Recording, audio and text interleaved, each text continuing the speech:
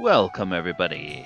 Welcome to the pre-show for this special stream tonight on the channel. Tonight I'm going to be sharing my first impressions of Fizban's Treasury of Dragons. But while we're waiting to get started, the music you are hearing is from Sirenscape. And this is a sound set they call Brindle Town, or excerpts from a sound set they call Brindle Town. Sirenscape is this cool desktop application that you can run where it can give you ambient music and sounds for your tabletop RPGs. And they have sound sets that are suitable for fantasy games, for sci-fi games, and for all kinds of other modern and ancient tabletop RPGs as well. So we will get started in a few minutes at the top of the hour.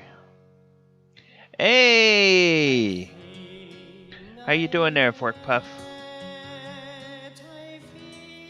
Good to see ya. We're going to be talking about the new Sourcebook tonight.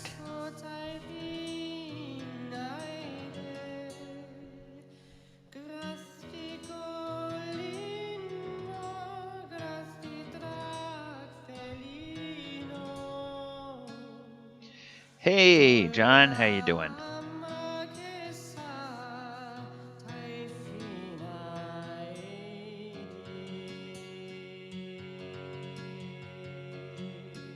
I was thinking about you guys last week. My neighbors across the street, they just had their first little baby last week. He was born on Thursday, and they were home by Saturday, so everything went well.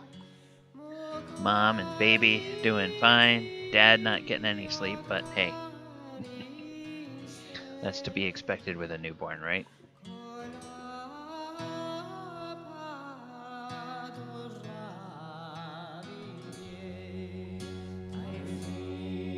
Hey, Sassy Cat.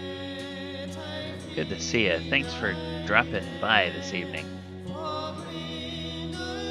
So have any of you had a chance to take a look at the new Fizbans, or will this be kind of your first exposure to it?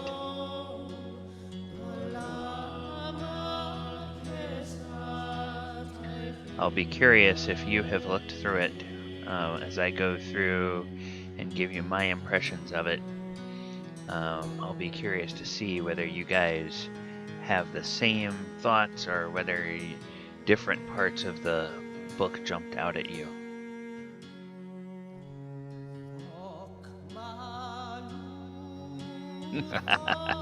– 10 minutes to flip through it, yep.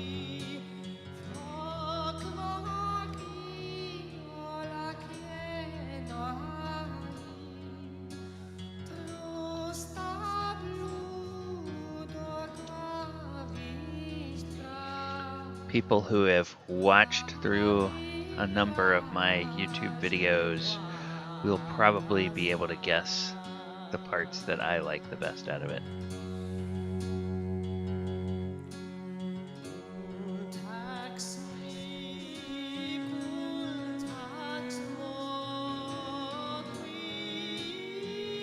Alright, we got about 90 seconds before we get started.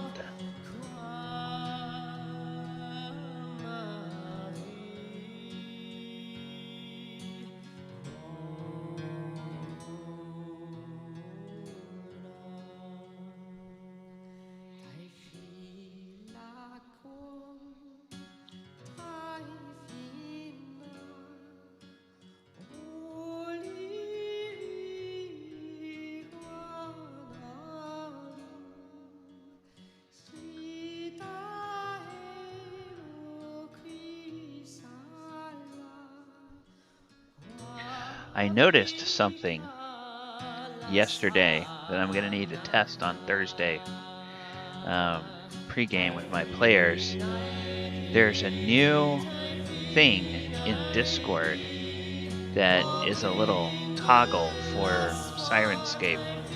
I wonder if that means there's now a built-in way that you can add the sound from Sirenscape to your voice channel so you can share it with your other people on your Discord and with your stream.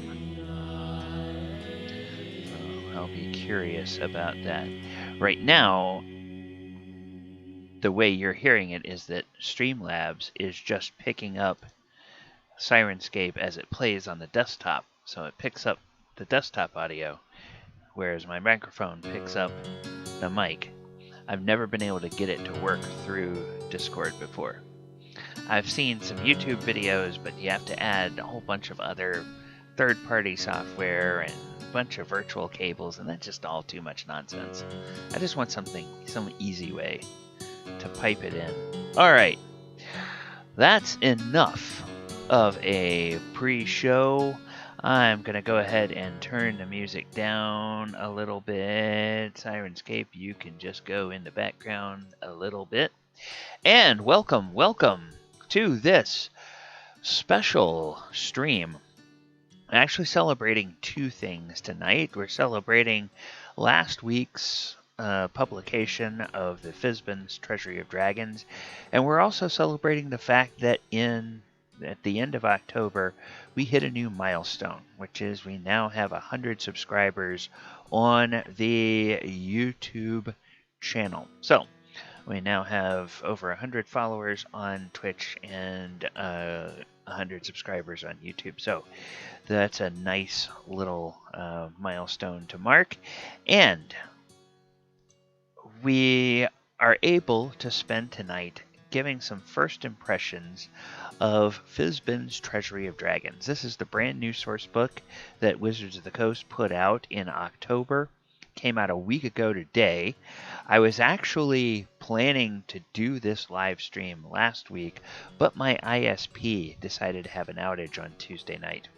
And that lasted late into the evening, and it was too late for me to start a stream by the time they got done. So I've had an extra week to look through the source book and talk about my first impressions.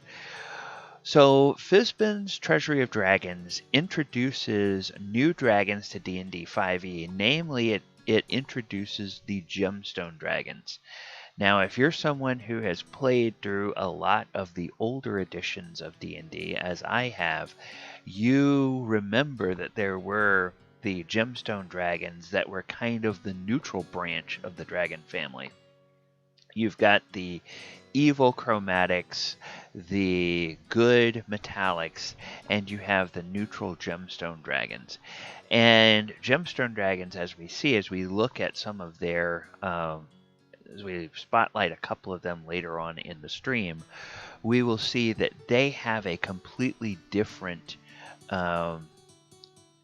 power source or some of them do, for their breath weapons. So whereas the metallics and the chromatics have sort of a elemental, if you will, they draw from elemental power sources for their breath weapons, and then some of the metallics have some like magical effect things. There's a slightly different power source that some of the gemstone dragons use. So there's 6 chapters in Fizban's Treasury of Dragons, and the first 2 chapters are basically designed for DMs and players alike. Then chapters 3 through 6 are all intended to be kept behind the screen. So chapter 1 includes character options. So this is almost exclusively for players, although by necessity DMs have to be aware of it, because you have to know whether or not you want to allow these things at your table, or whether they make sense for your campaign setting, depending on the type of game that you are running. So there's new subclasses, there's new racial flavors for metallic, gemstone, and chromatic dragonborn characters, and there are new feats that are introduced in chapter 1 of the book. Chapter 2 focuses on the magic of dragons. And again, it's for players and for DMs alike. There are brand new spells that are introduced into the game. And these spells have either some sort of draconic flavor or a draconic origin to them. There's brand new magic items, and then there's also a subset of those magic items that talk about magic items found in a hoard, specifically magic items that have been part of a dragon's hoard for a long, long, long time, and sort of the influence that being in a dragon's hoard can have on magic items. So that's kind of another cool wrinkle that they introduce in this book. Then there's also information about gifts beyond treasure that a PC or a party may gain from slaying a dragon. As I was reading through that, I could not help, partly because some of the premium channels have been re-showing the movie in this last month. I couldn't help my mind going back to the 1980s cult film Highlander, where, supposedly there's a bunch of immortals and they all get together and they have to fight each other, and the last one standing kind of gets infused with the power of the others that he has slain. So this whole thing about the party gaining power or gifts from slaying a dragon reminded me a little bit of that Highlander film. Then chapter 3 is kind of a primer for DMs, suggesting, and remember, if you're a DM or if you're a player, it's equally important to keep in mind that the rules as written are mere suggestions. They're not ironclad. You go back to every single edition of the game and you look in the DMG, and somewhere in there, usually right in the first chapter, it's going to tell the dungeon master that, okay, this whole big rule book, these are suggestions. These are ways to sort of help you get a framework for the game. You can use all of them. You can ignore all of them. You can mix and match. You can take the parts you like. You can throw out the parts you don't like. And what I've always done is I've always liked a little bit of column A, a little bit of column B, a little bit of column C. When, in my session 0, for my 5e games, I inform the players that there are certain things that we're using from 5e, there are certain things we're ignoring from 5e, and there are certain rules from other editions that we're incorporating into the game because I like them and they make sense and they're not game breaking, like little flavor things that were introduced in other editions. So in chapter 3, you get insights and options for bringing dragons to life through RP. So when your party is faced with a dragon and is having to RP with the dragon, it kind of gives the DM some cues and some ideas if you're really struggling and grasping at things for how you can role play a dragon.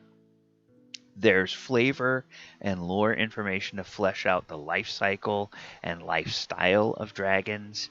There's details to help inspire dragons that may either die or undergo undeath to prolong their existence somewhere in your campaign world. And then there's also information on the metaphysical and mystical aspect of dragons, including not only the religion of dragons, but even flipping that around and having dragons as powers or dragons as deities in a campaign world.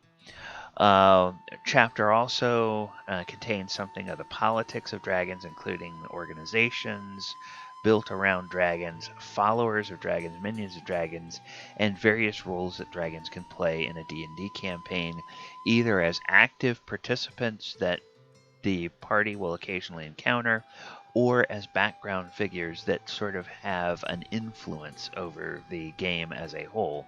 And they may be referenced, but they may never be seen in the game. All right, then chapter 4, 5, and 6. Again, all of this information is for the DM alone. Chapter 4 details Lairs and Hoards, and this chapter is dedicated to a bunch of tables that help you create the features and contents of Dragon Lairs and Hoards. And as with every table in every D&D source book, there's die rolls, so you can, if you're pressed for time or if you're just not feeling really super creative, you can just let the dice decide for you. But of course, if you kind of start thinking more about what this dragon is like and what the lair might be like and what the dragon might be interested in, it gives you a lot of ready-made things that you can just go through the list and select to be part of the Hoard or part of the lair. So different features that might be in there, different kinds of treasures that would be in the Hoard, this, that, and the other thing. So it's a nice handy reference in that regard, and you can use it either way. Use it either as an RNG, to randomly determine things, or just hunt through and select the items that you want. Then in chapter 5 is what they call the Draconomicon, and this chapter contains information about 20 different dragon species, and it's organized into standard sections for each species, creating a dragon of that type, adventures around dragons of that type, the lairs of those dragons, the treasures that those dragons will have, and legendary dragons for that species. And in addition to providing a lot of lore, there are some great maps of example dragon lairs that can be used in your campaign. And I am the kind of DM that I love thinking about where a battle or where a part of an adventure will take place, but I do not like having to draw the damn maps. I want somebody else to have the maps for me. And so anytime D&D, Wizards of the Coast, anytime they provide me a source book that has a bunch of maps, I am always going to purloin and pilfer and use those maps, and I will either use them for their intended purpose as the lair of a dragon, or I will completely repurpose them and have them be something else entirely. Maybe it's not a wizard, maybe it's not a dragon's lair, maybe it's a wizard's arcane laboratory with all of the various places that the wizard himself and all of the wizard's living or constructed followers do other sorts of work while it's in the lab. And then I'll just completely repopulate it, but I'll just use that map as the map for it, because I don't want to have to draw the damn thing. I want it to already be drawn for me, and the artwork on the Wizards of the Coast resources is always top notch.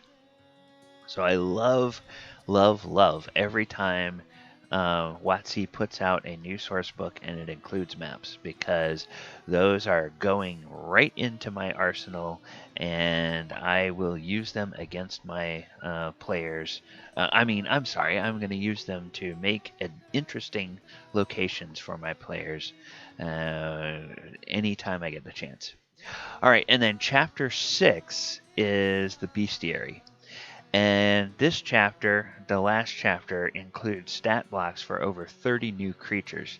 Now, many of those new creatures are dragon species, and at least 3 of them are new age categories. And if you watched Monster Monday from last night, you saw, as we detailed, the Great Worms that are introduced in Fizban's. Great Worm is a new age category for dragons beyond the ancient category, and there's a lot of lore about how dragons become great worms. It's not just You don't just simply get old enough and voila, you're a great worm. There are different processes that a dragon has to go through in order to become a great worm. And there's also, in addition to dragons, there are new creatures that have draconic heritage, and there are other new creatures that may be found in dragon lairs or near dragons that might be allies of dragons, adversaries of dragons, or live in some sort of strange symbiotic relationship with dragons. So that is, in a nutshell, what the book contains. And now, this is where we actually change over, and we are going to take a look in D&D Beyond, and we are going to go into a deeper dive of the Treasury of Dragons, and we're going to see a little bit about what they have now. There is the first section, kind of the prologue, if you will, is something called the Elegy for the First World. And there's this poem here. I'm not going to read it to you because it's kind of long. And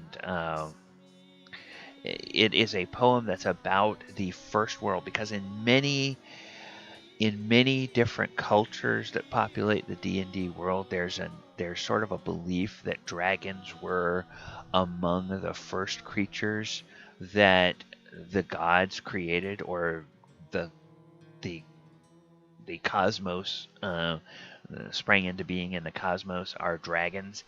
And so they kind of have this whole lore that is built around that, and this poem sort of talks about it.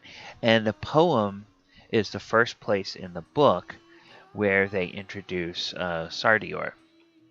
Now, Sardior is sort of the prototypical gem dragon. He is a ruby dragon, and if you go back into different lore of older editions of D&D, there's a definite relationship, but it's not always clear what the relationship is between Tiamat, Bahamut, and Sardior. This book eventually talks about lore in 5th edition where Tiamat and Bahamut were the first dragons created, and then their first creation together was Sardior.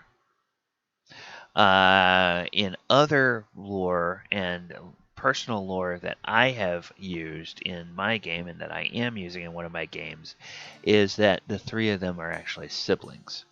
That Bahamut, Tiamat, and Sardior are all of the same generation of dragons, and that none of them was really before the others, but they were all siblings.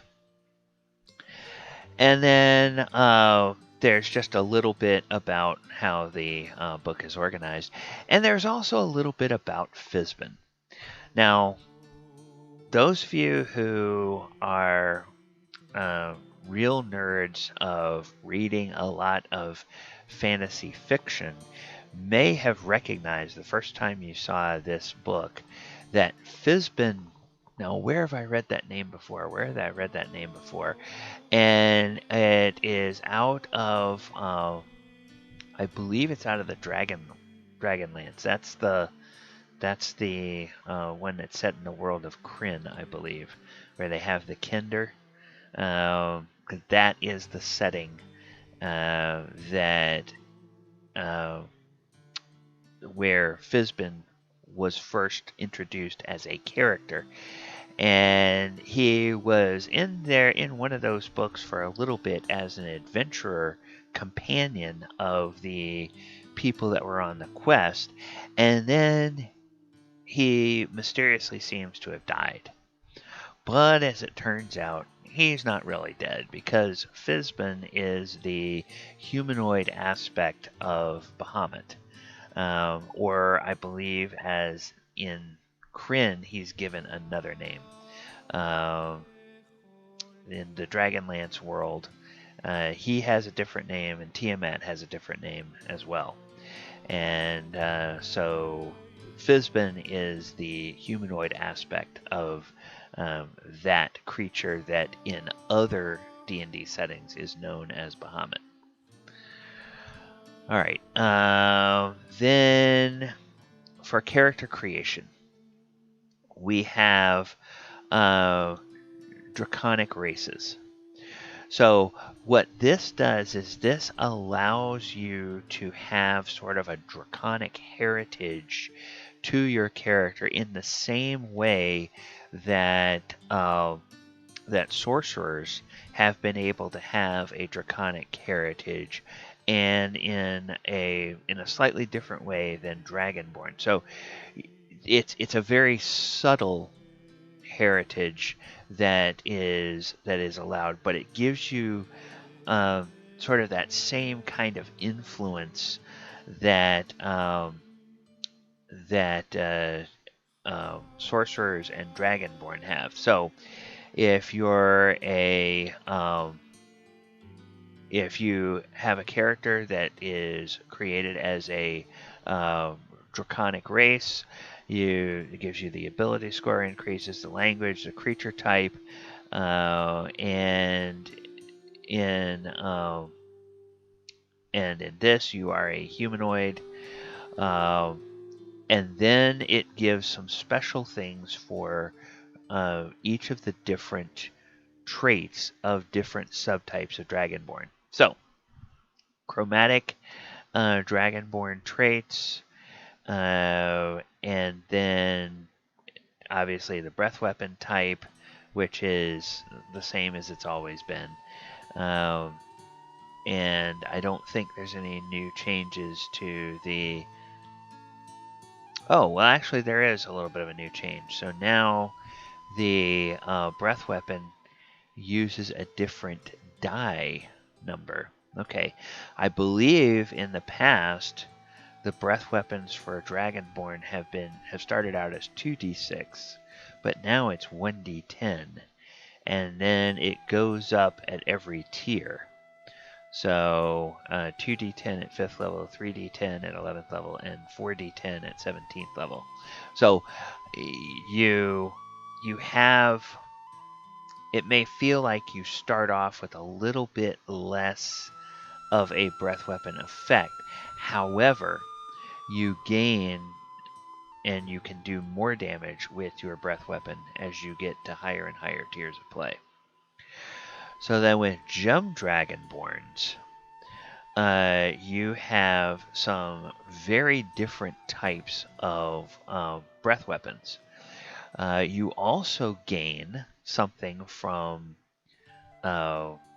the aspect of Sardior, which is you gain psionic capabilities. Now, psionics was an entire subset and power source of magic in some of the old editions. These days, psionics is understood as just kind of a it's the source of like psychic damage and that you might take, but it's also related to some mind control or mental connection spells. So psionic mind, you get the ability to send telepathic messages to any creature you can see within 30 feet. So you don't need to share a language, but it must be able to understand at least one language. So you get a 30-foot basically line of sight sending for free, and it can be to any creature that you can see. So if you're a DM, you want to think about that, because you start allowing that in your game, then you have to account for the fact that if you have a Gemstone Dragonborn in the party, they are going to be able to communicate with every sentient monster they run into. Now, it doesn't mean that the sentient monster has to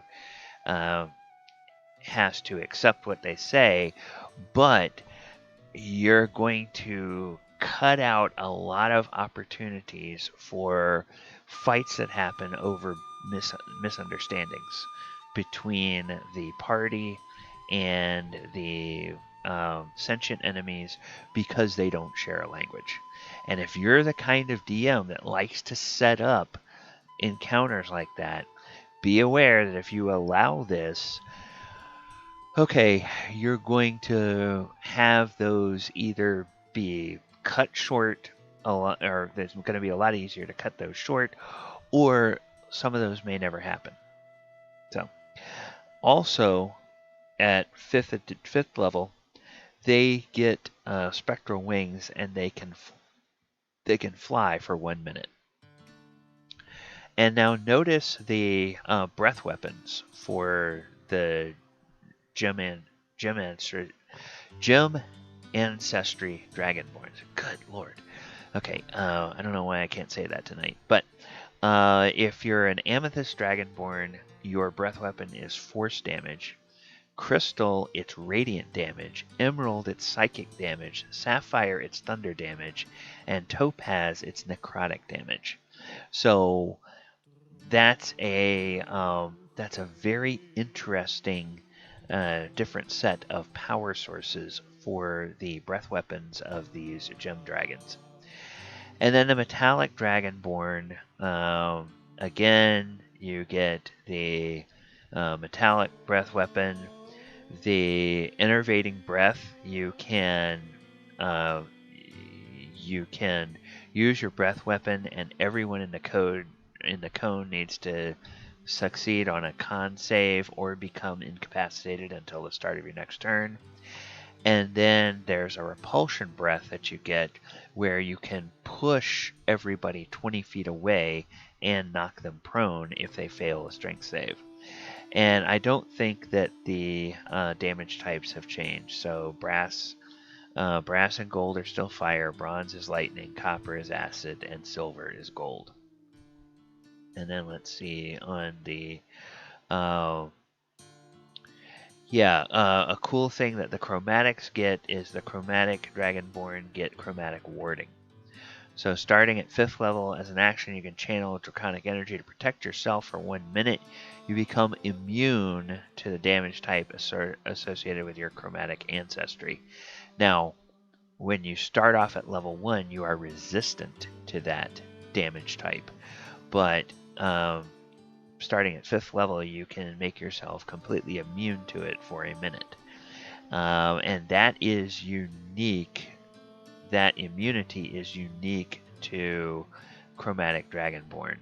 The other Dragonborn get the Draconic Resistance. Yeah, they all get their Draconic Resistance, but only the Chromatics can make themselves immune to that. So that's a cool feature that they get. We also have a couple of new subclass options.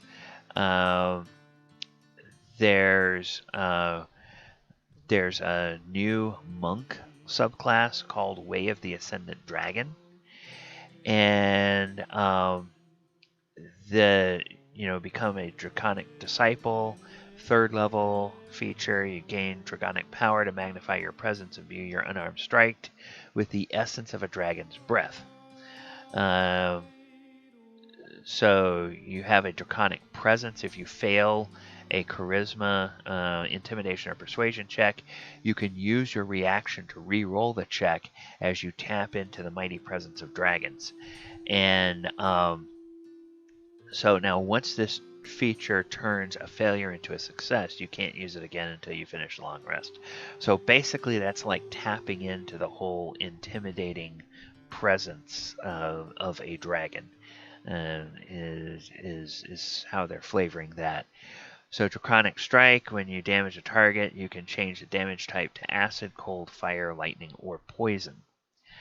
Have the Tongue of Dragons. You learn to speak, read, and write Draconic or one other language of your choice. You have Breath of the Dragon, channel destructive waves of energy, and again, those come to you choose from acid, cold, fire, lightning, or poison. Now notice, it's interesting that they are introducing this subclass in the Fizban's Treasury of Dragons, but they are not introducing as options those gemstone dragon breath types. So you don't get the force, you don't get the necrotic, you don't get the radiant, other things like that. So you're stuck with the acid, cold, fire, lightning, and poison. Then you have wings unfurled, so you can use your Step of the Wind, unfurl spectral draconic wings that vanish at the end of your turn. And you have a flying speed equal to your walking speed. So that lets you maybe fly across the battlefield and avoid, avoid obstacles or whatever. Aspect of the Worm. At 11th level, warding your allies or inspiring fear because your Draconic spirit radiates from you. As a bonus action, you create an aura of draconic power, radiates 10 feet from you for 1 minute, and then it's either a frightful presence, so you can choose a creature within the aura, and the target must succeed on a wisdom save or become frightened for a minute, or it's resistance. You choose a damage type, and everybody within that aura gains resistance to that damage. And then finally, Ascendant Aspect. Your Draconic Spirit reaches its peak. Augment Breath. Your breath weapon now becomes a 60-foot cone or a 90-foot line that is 5 feet wide. You can gain Blind Sight out to 10 feet. And then Explosive Fury. When you activate your Aspect of the Worm, Draconic Fury explodes from you. Choose any number of creatures within your aura, and each of those must succeed Dexterity saving throw against your key or your key save DC, or take 3d10 acid, cold, fire, lightning, or poison damage. And so that's a cool thing for monks. And rangers, you have the Drake Warden. So you get a Draconic Gift as a 3rd level Drake Warden. The bond you share with your Drake creates a connection of dragon kind, granting you understanding and empowering your presence. So a Drake is a creature that was introduced in 5e all the way back in the Tyranny of Dragons adventure.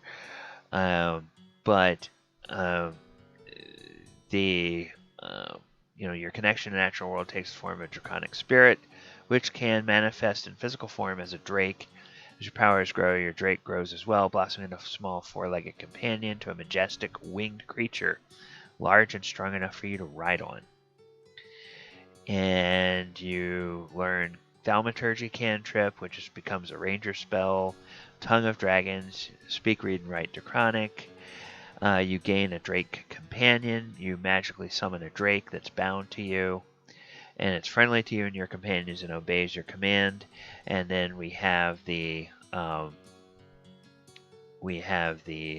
Drake companion here. The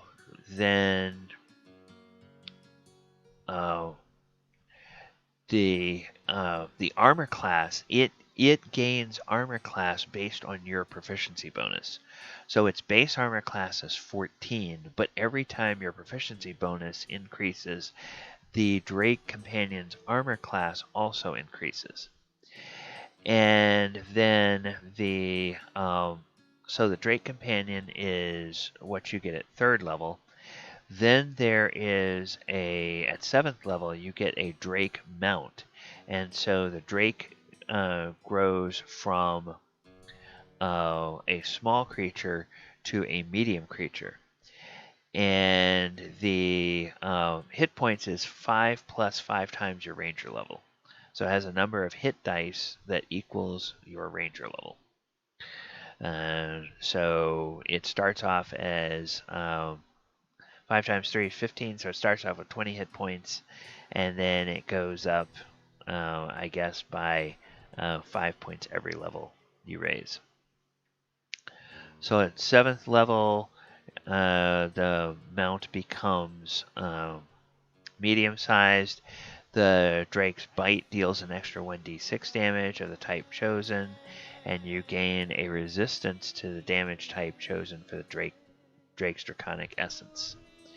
The challenge rating is also based on your proficiency bonus, and the bite damage and also increases with your proficiency bonus. That also affects its saving throws.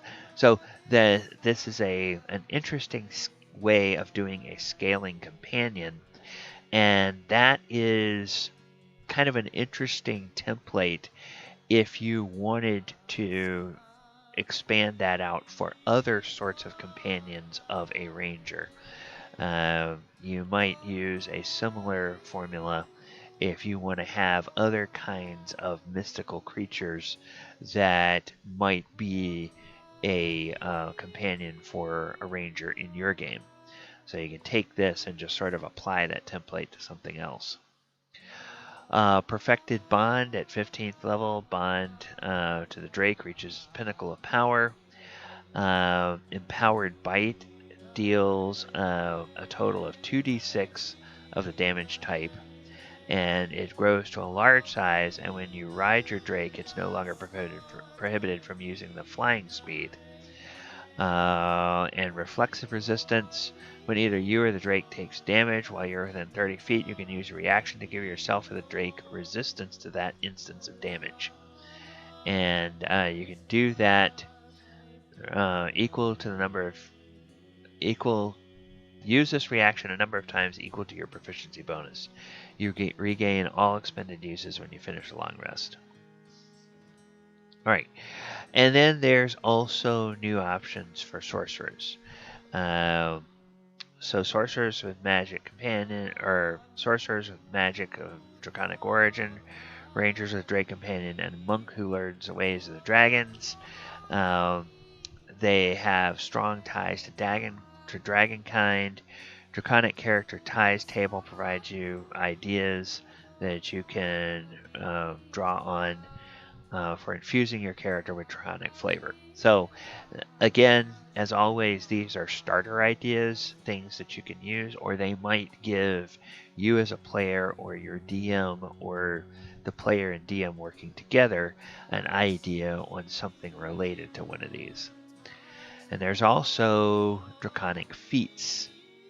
So you have Gift of the Chromatic Dragon and Chromatic Infusion. As a bonus action, you touch a simple or martial weapon and infuse it with one of the following damage types: acid, cold, fire, lightning, or poison.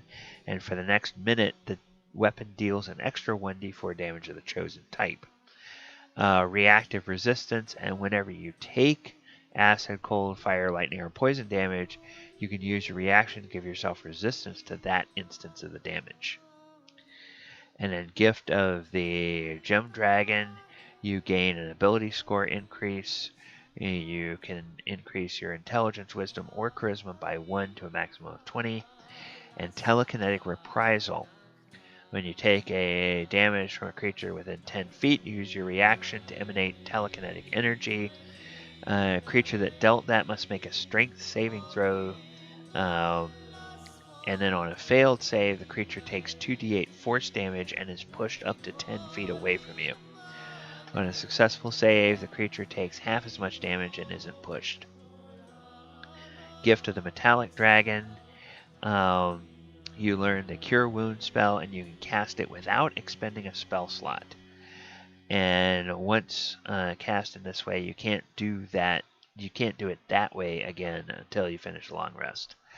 Obviously, if you are a caster, then you can cast Cure Wounds as one of your spell slots, and the implication there is, regardless of your class, Cure Wounds becomes a class spell for you. So even if you are a wizard, and you have the gift of the metallic dragon, then Cure Wounds becomes a wizard spell for you. Protective Wings. You manifest Protective Wings, can shield yourself or others. When you or another creature within 5 feet is hit by an attack roll, use your reaction to manifest spectral wings from your back for a moment. You grant a bonus to the target's AC equal to your proficiency bonus against that attack roll, potentially causing it to miss. So, those are some cool feats that you might have in a as character options. All right, then Dragon Magic. We have some new spells. So there are spells, and we have a list of them here. 2nd through 7th spells.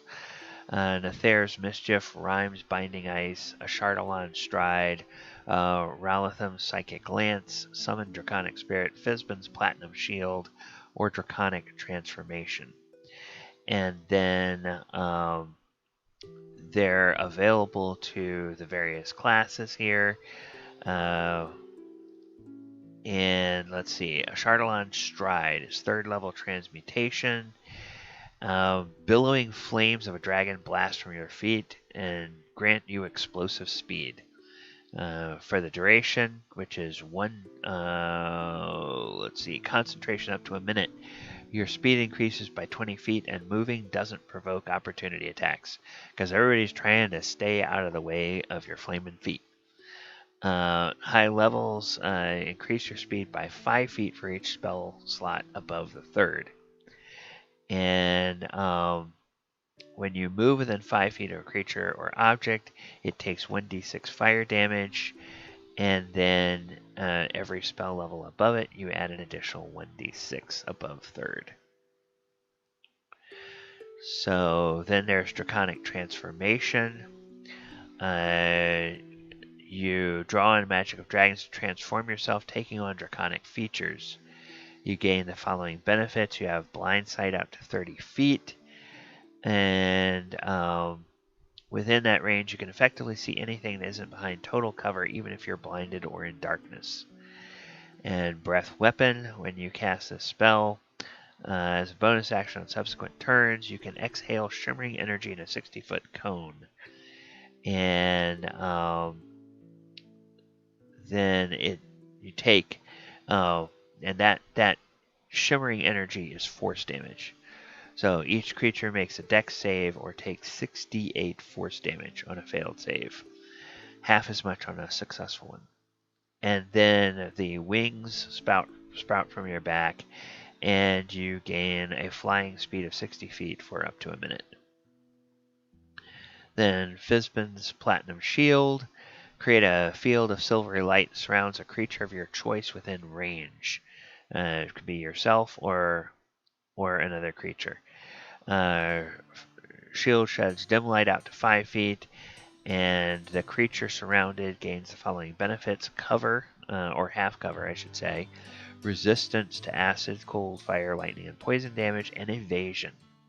So if the creature is subjected to an effect that allows a dex save to take half damage, they would instead take no damage if they succeed, and only half damage if they fail on the save. Nathair's Mischief. You fill a 20-foot cube you can see within range with Fey and Draconic magic. And then there's a Mischief Surge table here. So, in other words, this is like a way of drawing a little bit of wild magic into your character. So the smell of apple pie fills the air. Every creature in the cube must succeed a wisdom saving throw or become charmed. Bouquets of flowers appear, and everyone must succeed on a dex save or be blinded. And each creature in the cube must succeed a wisdom save or begin giggling. And the giggling creature is incapacitated, uses all of its movement to move in a random direction, and then Drops of molasses hover in the cube, making it difficult terrain until the start of your next turn. Then Ralatham Psychic Lance is an instantaneous. Casting time 1 action. Unleash a shimmering lance of psychic power from your forehead at a creature you can see within range. Utter a creature's name. If it's within the range, it becomes the spell's target even if you can't see it. If the target isn't within range, the lance dissipates without effect.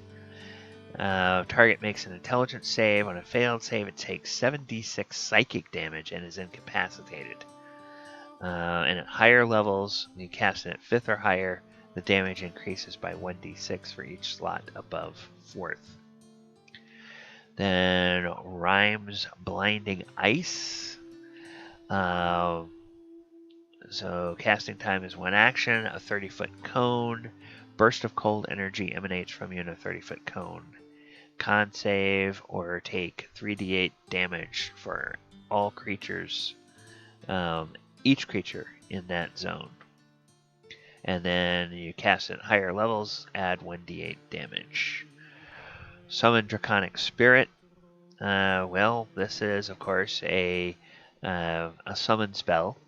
So you can summon a dragon, a neutral dragon, that neutral draconic spirit that has a corporeal form. So you choose a family of dragons, chromatic, gem, or metallic, resembles a dragon of the chosen family. Creature disappears when it drops to 0 hit points or when the spell effect ends. An ally to you and your companions. Shares your initiative count but takes its turn immediately after yours.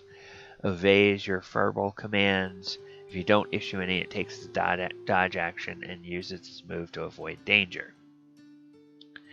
So cast a spell using a 6 or higher. Use the higher level whenever the spell's level appears in the stat block. Okay, so for instance, the Draconic Spirit. Armor class is 14 plus the level of the spell. So if you use a 5th level spell, it has a 19 armor class. If you use a 6th level slot, it gets a 20 armor class, and so on and so on. So hit points is 50 plus 10 for each spell level above 5th. So it starts off with 50 hit points. Do a 6th level slot at 60, 7th level slot at 70, yada yada yada. Then damage resistances. Note, chromatic and metallic only. It has resistance to their breath types, and gem only. It has resistance to their breath types. Challenge rating. Proficiency bonus equals your bonus. So shared resistances. When you summon the dragon, choose one of its damage resistances, and you have the resistance to the chosen type until the spell ends. And it makes number of rend attacks equal to half the spell's level rounded down, and uses its breath weapon. So, if you do it at 5th level, it gets 2 rend attacks. If you do it at 6th level, it gets 3 rend attacks, so on and so forth.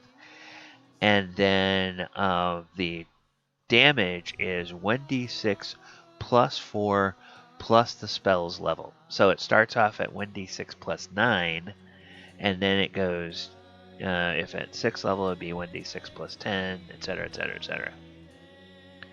And then breath weapon. Now what's interesting is the breath weapon is kind of puny. It only takes 2d6 damage, but that is not anyhow increased by the spell level that you use. 2d6 damage, that seems a little wimpy for this thing. But then again, I suppose it is adding an extra combatant on your side. So you're getting the breath weapon attack, and also notice that it's not a recharge breath weapon. Okay, so that's why they do that. Because you get that breath weapon automatically every round as an attack. It doesn't have to recharge. So that's why they make it a little bit lower of a damage from the breath weapon, is because it's a guaranteed breath weapon for every round that that Draconic Spirit stays around. So, alright, that kind of makes sense. Magic items. So we have an Amethyst Lodestone. It gives you a power of flight for 10 minutes. You can change gravity, change the effect of gravity within 60 feet of you. You focus gravity around a creature, and it can be pushed based on that.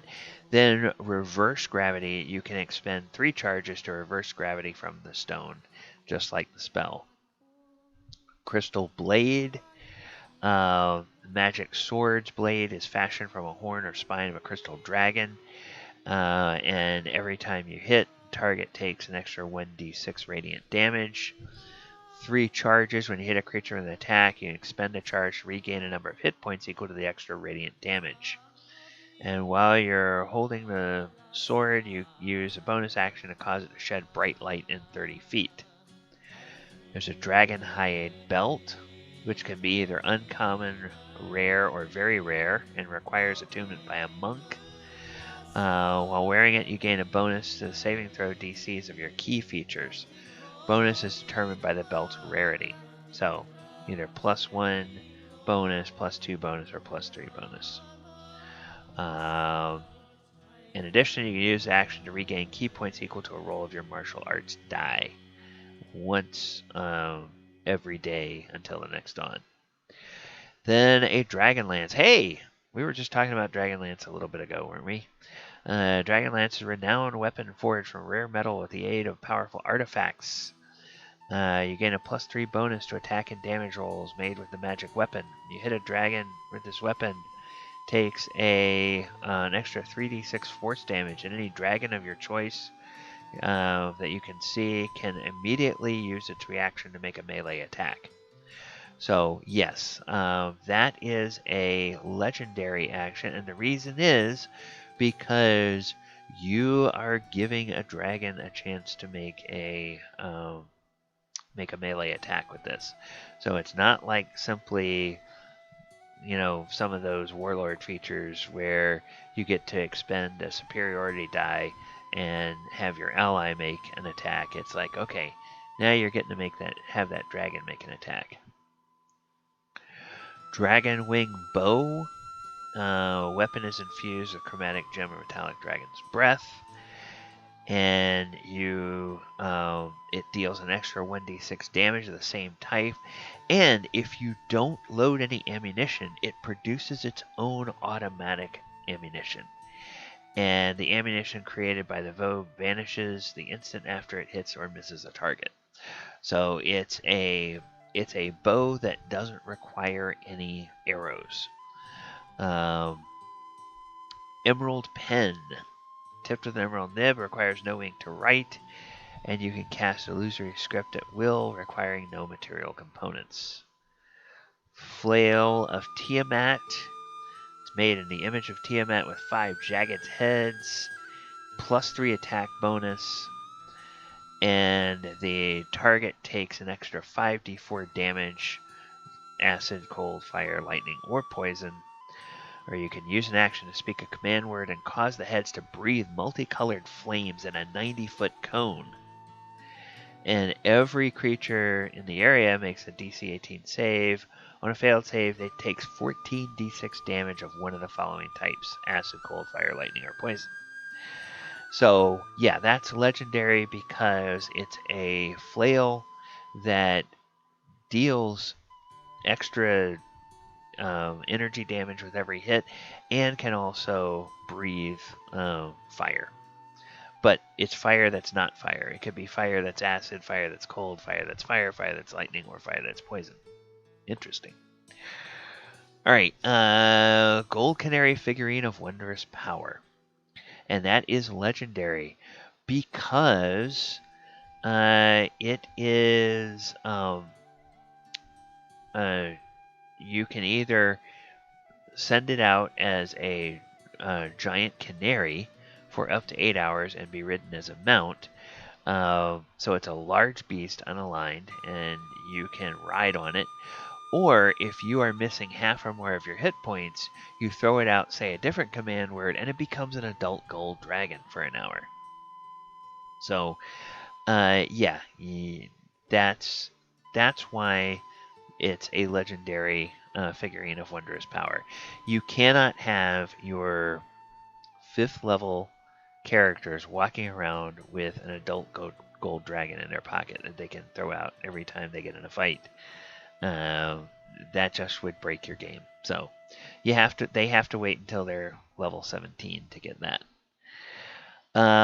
Platinum Scarf, wondrous item made of sturdy cloth covered in platinum-colored scales. Breath of Life.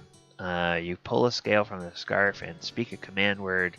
When you do so, you choose one of the following effects: Breath of Life. Scale disappears. Your creature regains 10d4 hit points. Okay, that's pretty good. Platinum Shield. The scale becomes a +1 shield for an hour. Creature wielding the shield has immunity to radiant damage. Or Radiant Hammer. For an hour, the scale becomes a magic light hammer, which you can use, or you or another creature can use. Weapon deals 2d4 radiant damage instead of bludgeoning or normal, and it deals an extra 2d4 radiant damage to chromatic dragons.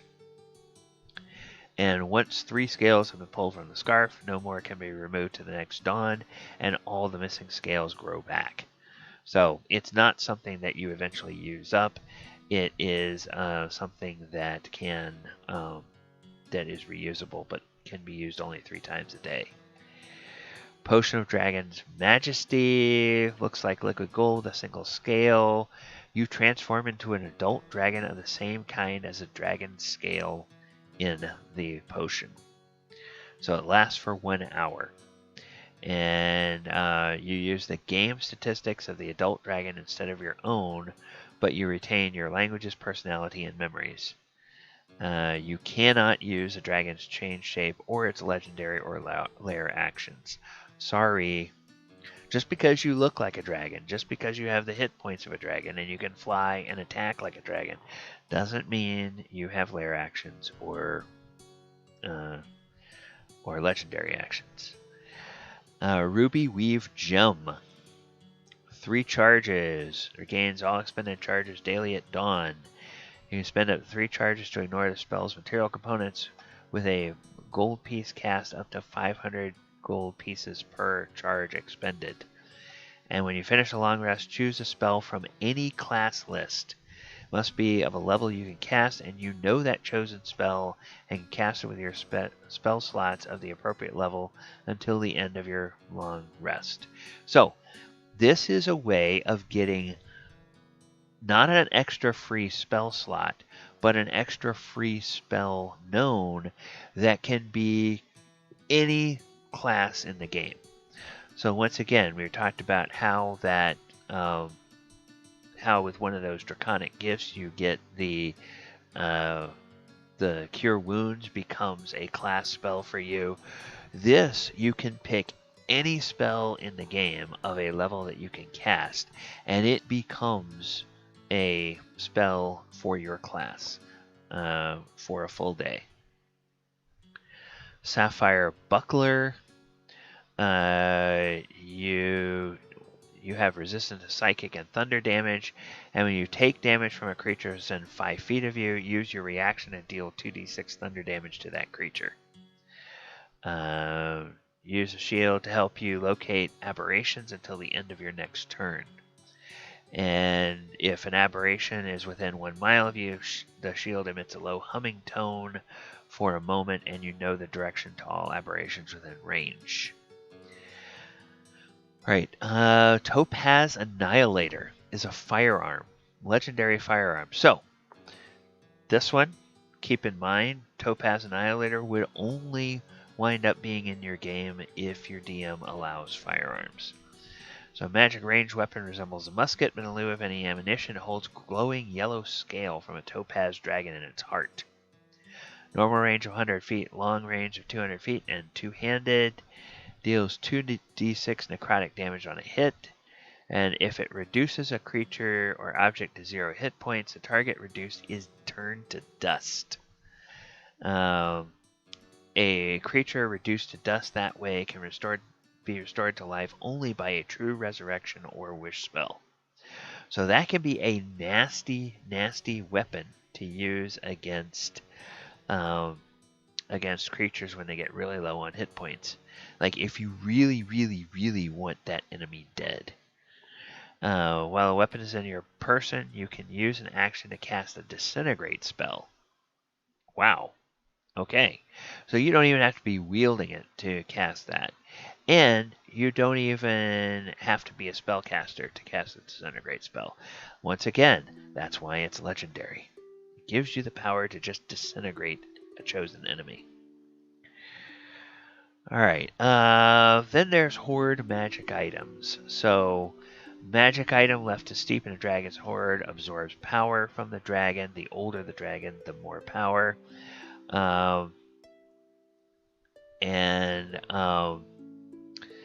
This allows a hoard item to steep more quickly. Okay, when a dragon is slain, magic surrounding the hoard becomes volatile.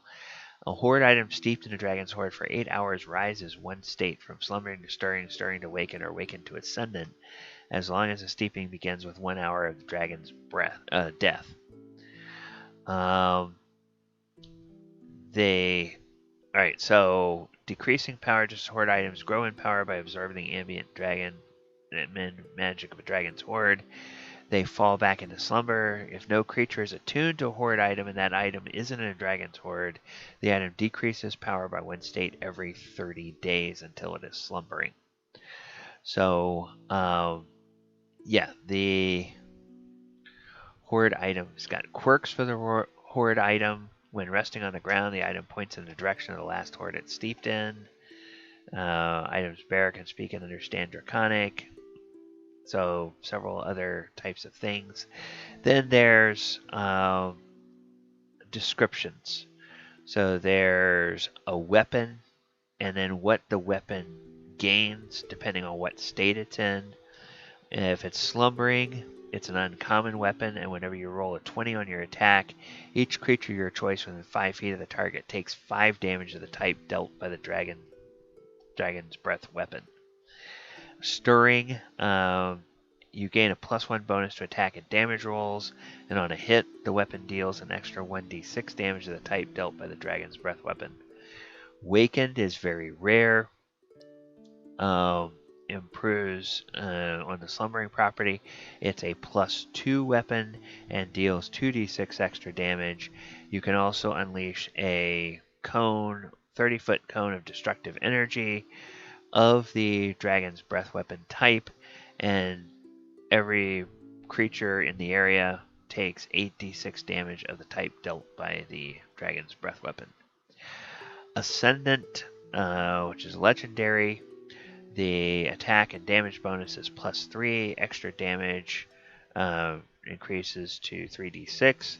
And the cone of destructive energy, DC becomes 18, and the damage increases to 12d6. So we've got Dragon Touch Focus. Item can be a separate orb or amulet, and it's basically like a magical focus. And then let's see. Use a spell slot to cast a spell that deals damage. Roll a d6, and you gain a bonus equal to the number rolled on the spell's damage rolls. Okay. So Dragon Vessel, Scaled Ornament, and then Draconic Gifts. So, if you choose a dragon, or if you slay a dragon, then a member of your party may gain a Draconic Gift, and that might be a Draconic Mark,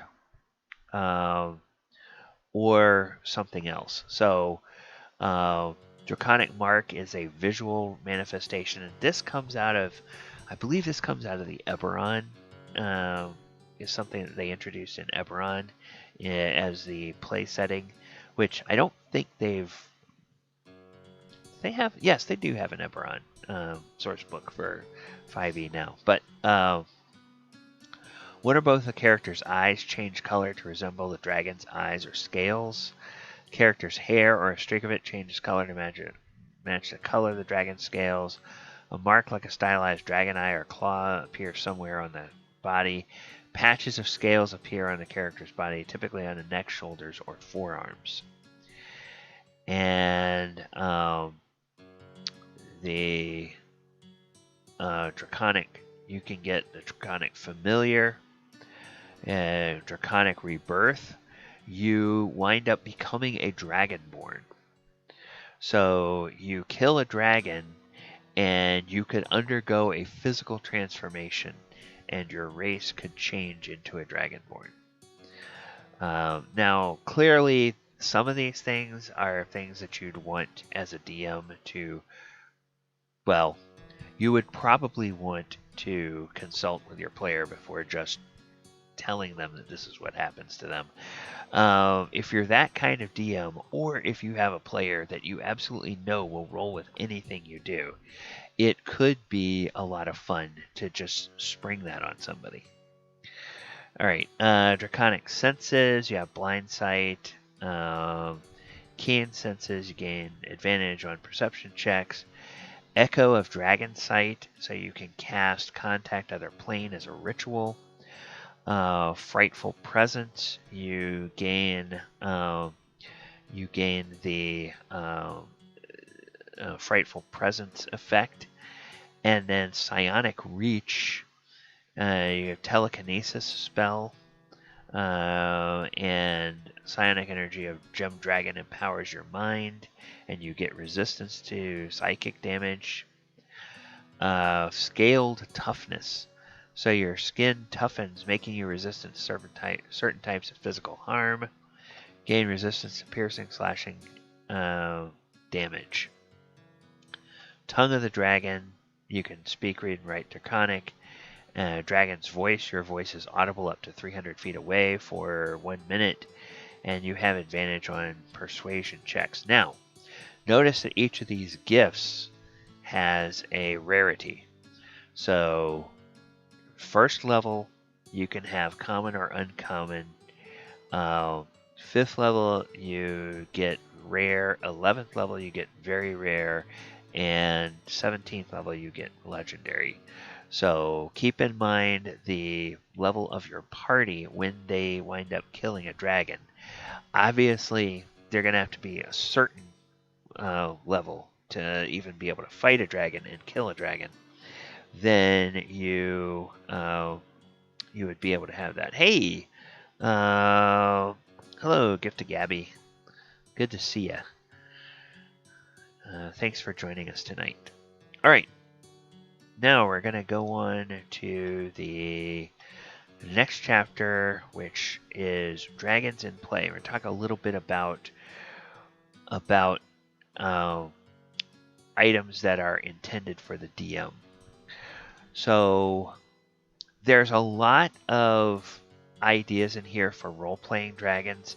I'm not going to go through this a whole lot because I think as a DM, I think either you want advice on RPing a dragon, or you have an idea of how the dragon is going to act, and you're just going to run with that.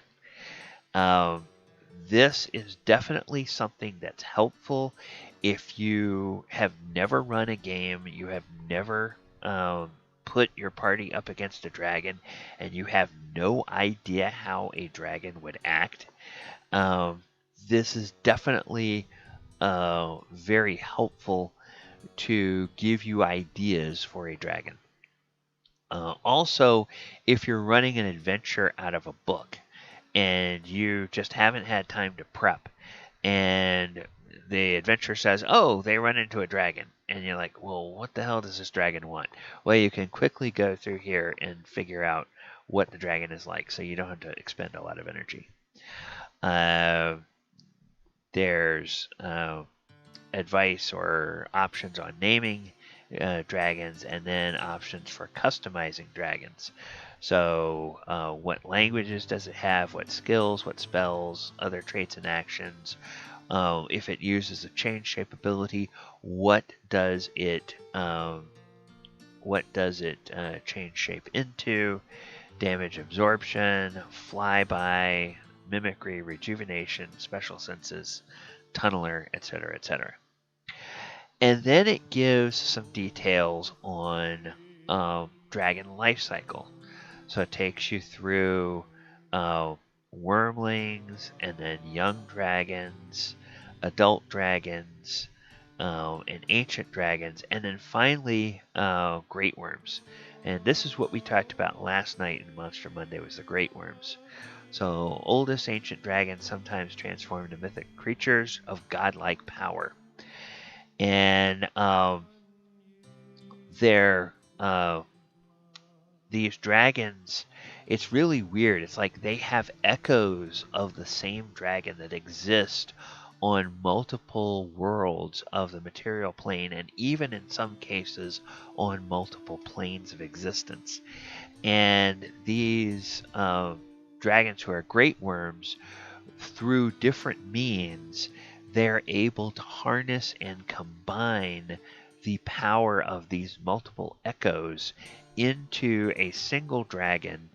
And in the case of chromatic dragons, that's usually some sort of physical confrontation where the great worm goes out and one of the echoes will go out and confront all of the others, defeat it, and infuse themselves with the power.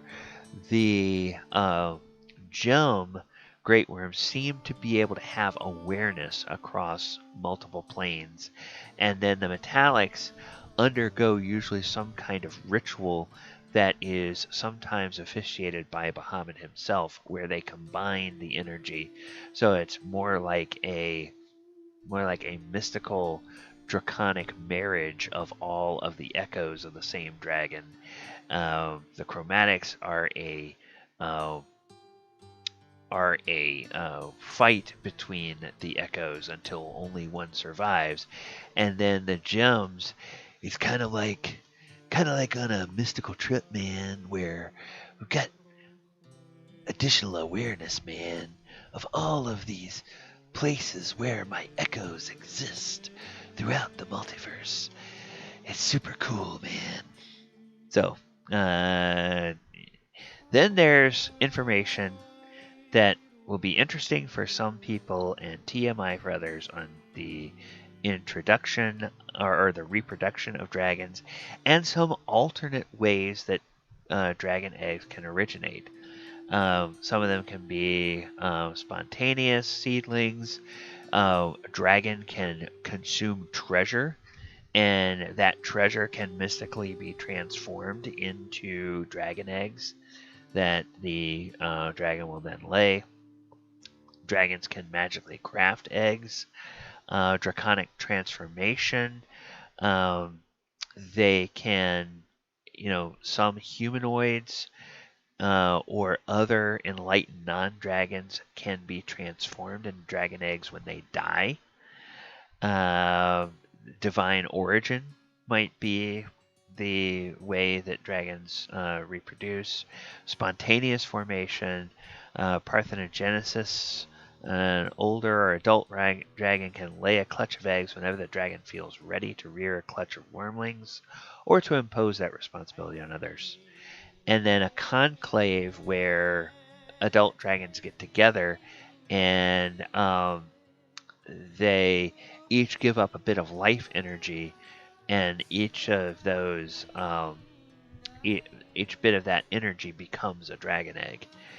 And then rejuvenation. Ancient dragon voluntarily enters a deep trance and eventually dies, leaving behind a single egg. Then there's also half dragons. So half dragons were a thing in some editions of the game, and if you look in Tyranny of Dragons, there's actually a couple of NPCs that are half dragons, but there's not ever been anything released in 5e since Tyranny of Dragons that talks about half dragons being in any way a playable race. So, and this still doesn't give us half dragons as a playable race, but it's kind of, kind of an interesting little bit there on the origin of half dragons. Then it's all about the death of the dragon.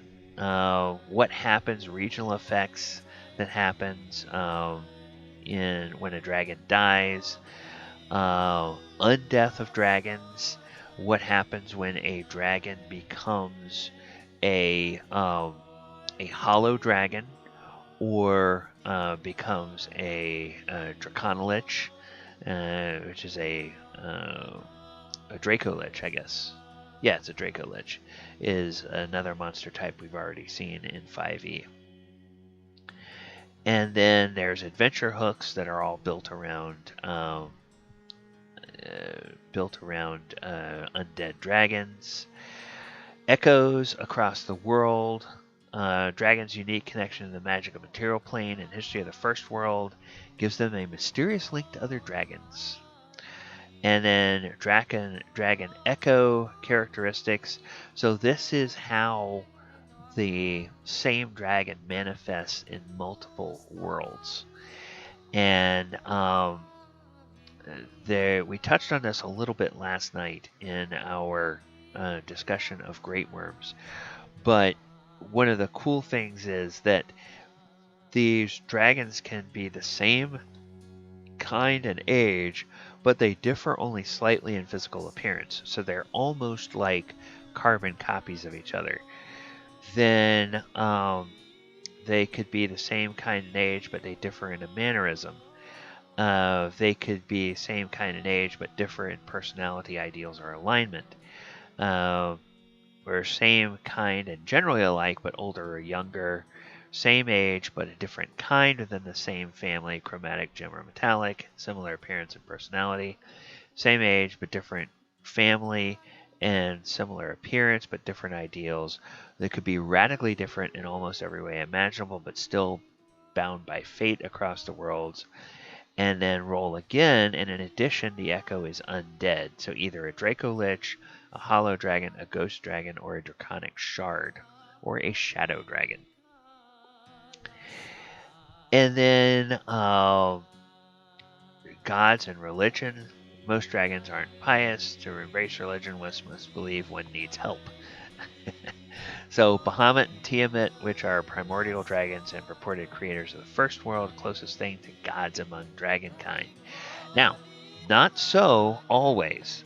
If you go back and you look at the Monster Monday from yesterday, I take us all the way back to basic D&D, where there were the concept of dragon rulers, which are almost but not quite the same thing as gods. Now that concept of dragon rulers quickly went away starting in AD&D first edition, because that's when Bahamut and Tiamat were introduced into the game as draconic deities, if you will, and they have been there ever since. They first appeared, I believe, in the original Deities and Demigods book back in first edition D&D, like 1981 or something like that. But before that, in basic D&D, you had these dragon rulers. And there was a ruler for the chromatics, a ruler for the gemstones, and a ruler for the metallics.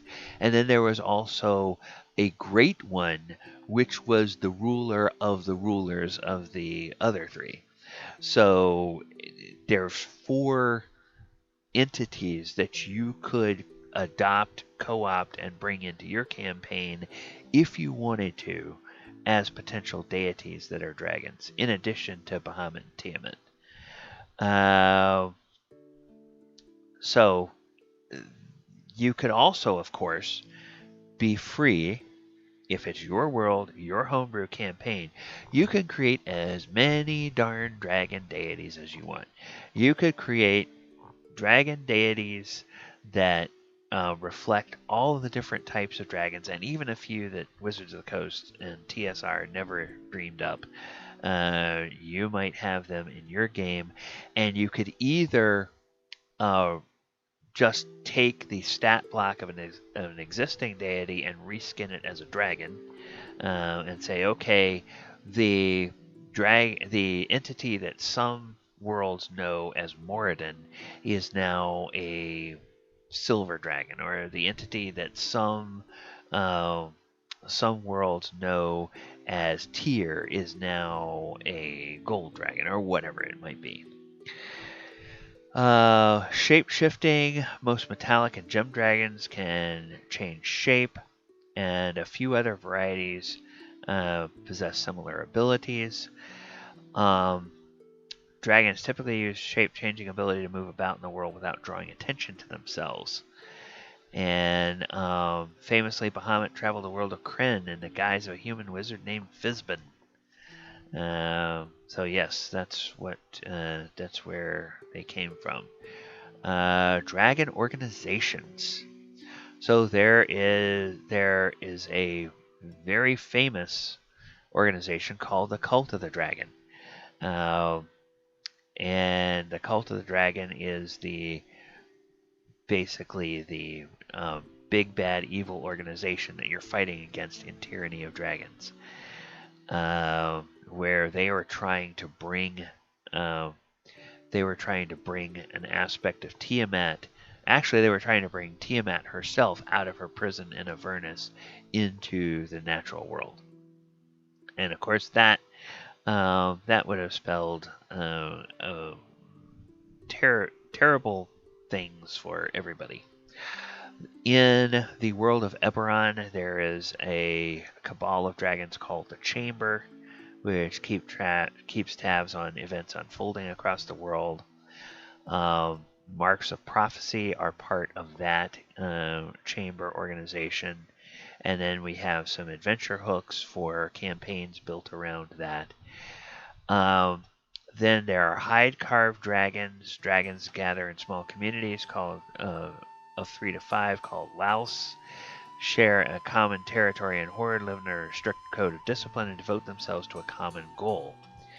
And then they actually carve little symbols into their own scales. Engraved wards, these are called. They're magical protections intended to make dragons more resilient against the threats they may face. So here are some sample wards and adventure hooks that they have that a hide-carved dragon Louth may present to a party of adventurers. And then there's Inheritors of the First World. Goal of the Inheritors might seem unattainable.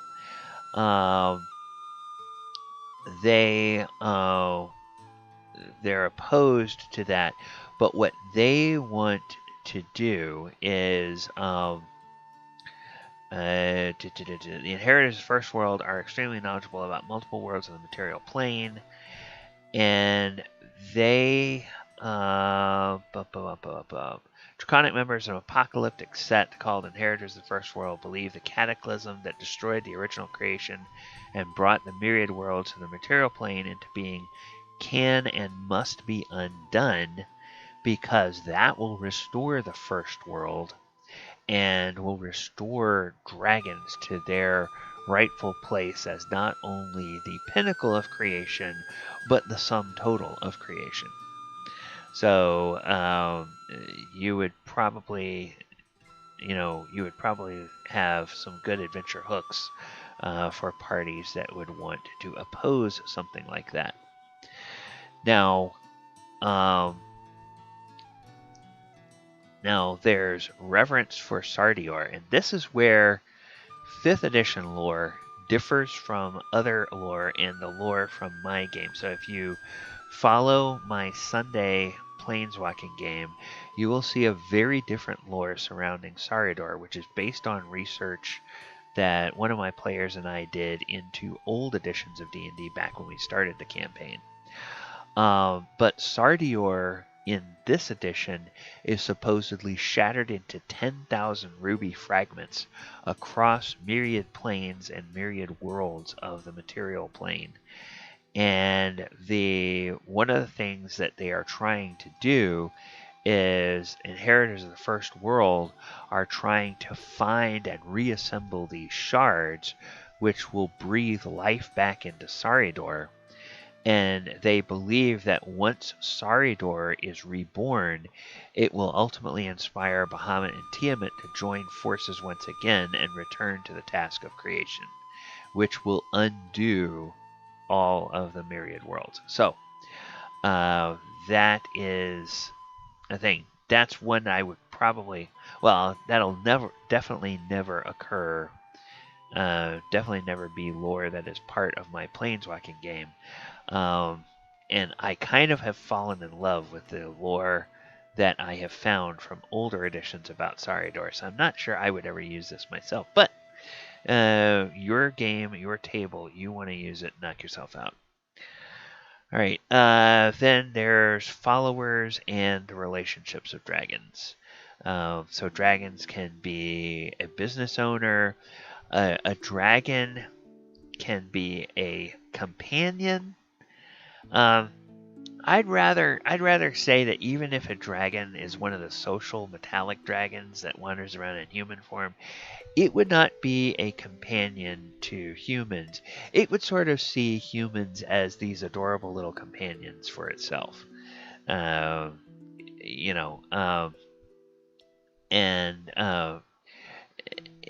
It says these allies are often unaware of their activities and are oriented around the dragon's purposes, becoming unwitting pawns in the dragon's plan.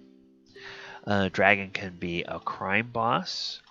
A dragon can be an emperor. So, you know how in the city of Waterdeep there is the Xanathar, which is the lord of the underworld, and it happens to be a beholder. Well, just imagine a city where there is a different crime boss that is actually a dragon that stays in shape-shifted form all the time.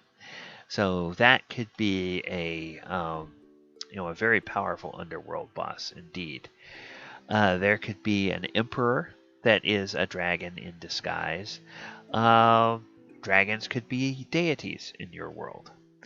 Dragons could be nobles or act as parental figures for a group of adventurers. They might be a patron of an adventuring group, a dragon in disguise. They could be a teacher. They could be a warlord that basically could become a military leader and have a bunch of minions that keep the territory under control. And then there's all kinds of adventure hooks and relations here for dragons. And then different kinds of minions that are infused by dragons. You could have an explosive minion. So those really annoying low-level skeletons that explode when you attack them and you kill them. Well, you could have minions from a dragon that explode based on the energy type of the dragon's breath weapon. Minion's mind. The minion cannot be compelled to act in a way contrary to the master's instructions. Sacrificial minion. When the minion dies, the master regains hit points equal to 4 times the minion's challenge rating. Selfless bodyguard. When an attack hits its master and the minion is within 5 feet, the minion can use its reaction to make the attack hit itself instead. And telepathic minion. The minion and master can communicate telepathically as long as they're on the same plane. So you can choose any or all of those as features of a minion for a dragon. And then what about encounters with dragons? So think about how you want to use that encounter. Is the encounter a goal, or is it an obstacle on the way to the goal? And then what is the desired outcome of the encounter? Doesn't always necessarily need to be killing the dragon, especially if it's if it's a dragon that's of a similar alignment to the party. So maybe they're trying to ask the dragon for help, or maybe they know of an item that's in the dragon's hoard and they want to borrow it for a while because of some, drastic need. And does the encounter happen in the lair or not? And is the dragon alone, or does it have minions? And then there's a whole table of cool complications you can have, and then all kinds of adventures where you can build adventures around the role the dragon plays in the campaign. So the dragon might be a monster, it might be a schemer. So, dragons might put some schemes into motion, and over the course of a long life, potentially using followers as agents in the world. Dragon as a power. So here a power would be like a deity or a demigod, or some entity that has a vast amount of power over and above even what you would think a very powerful dragon would have. And then there's campaigns, and these are campaigns that are based on some of, they include references to some established settings, such as Kryn, home of the Dragonland setting, Council of Worms, so Io's Blood Isles are vast domain governed by an assembly of ancient worms. That represent 88 clans of chromatic, metallic, and gem dragons. Tarkir, multiverse of Magic the Gathering. 5 dragon lords rule supreme over a world of Tarkir.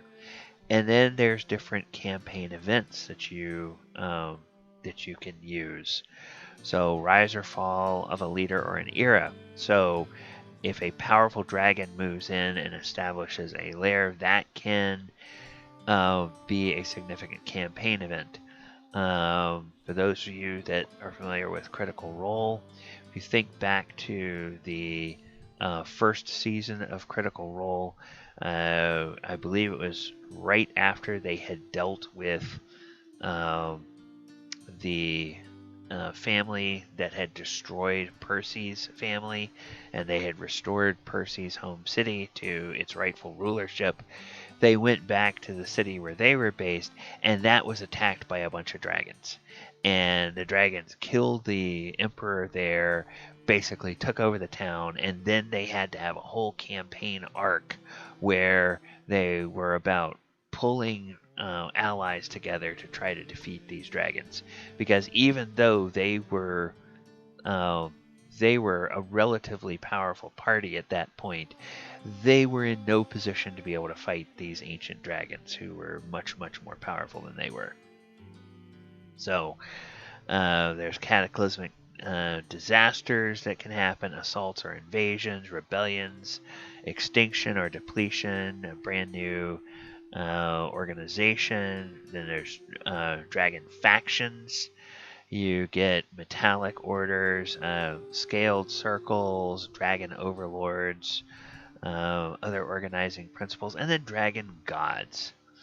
And as I said, there's all kinds of things that you can use, like Dragonlance. Here they are. Paladine is the alternate name for Bahamut, and Takesis is the alternate name for Tiamat in that setting. Dragons might be present in the world and involved in the lives of their worshippers. So you have things like supernatural gifts that are in Chapter 2 here, or piety benefits detailed in Mythic Odysseys of Theros as inspiration.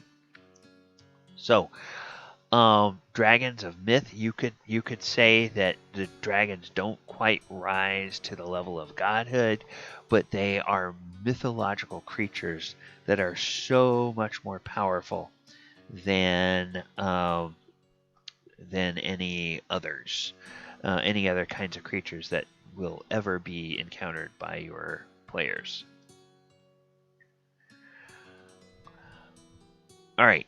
Now, Lairs and Hoards is basically a big bunch of tables, which is really, really, really cool.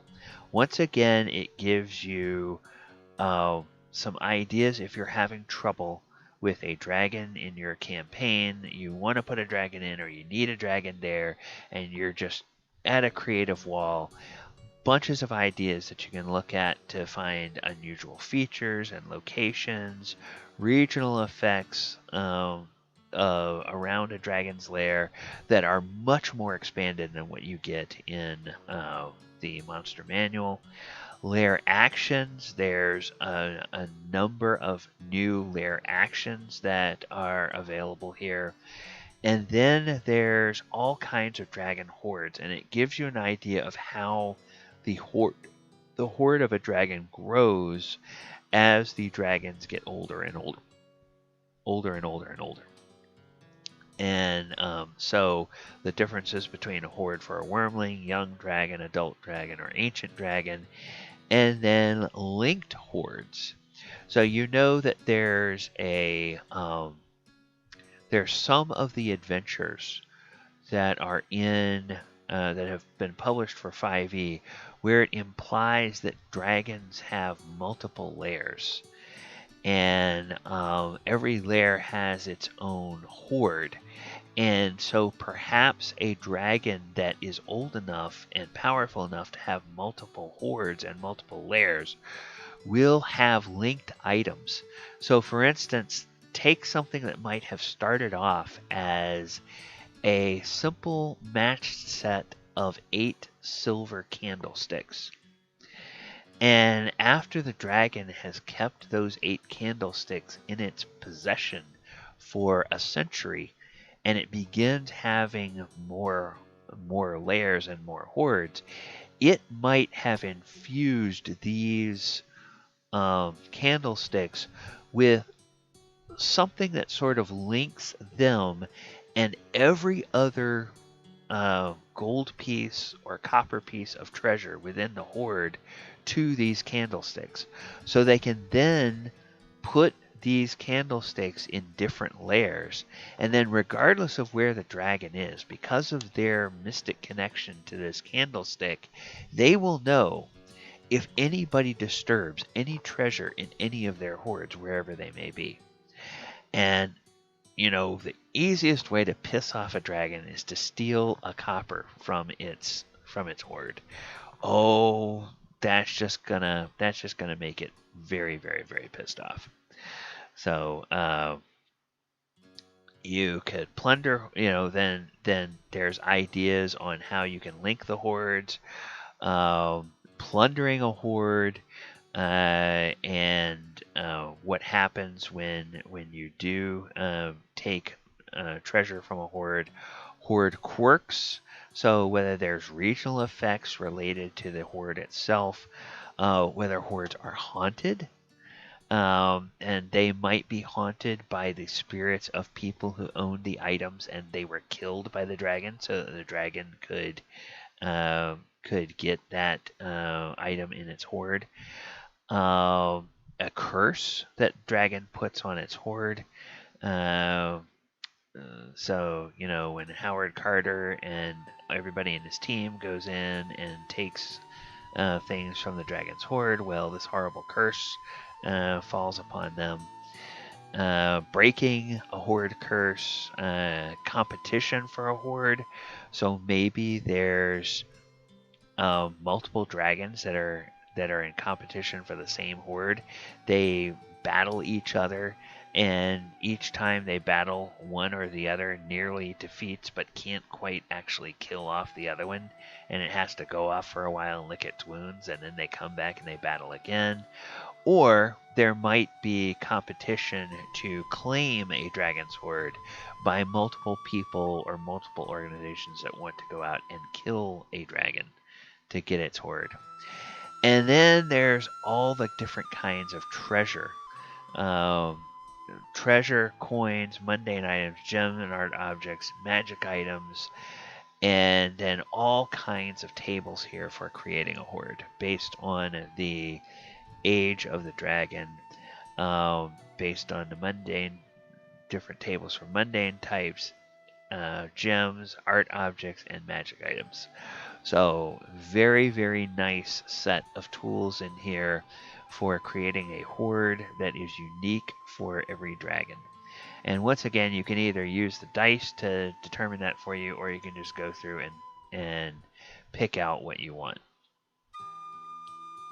All right, so we've talked about just about everything, and now we get into the area that I kind of like to skip over a little bit in these, because if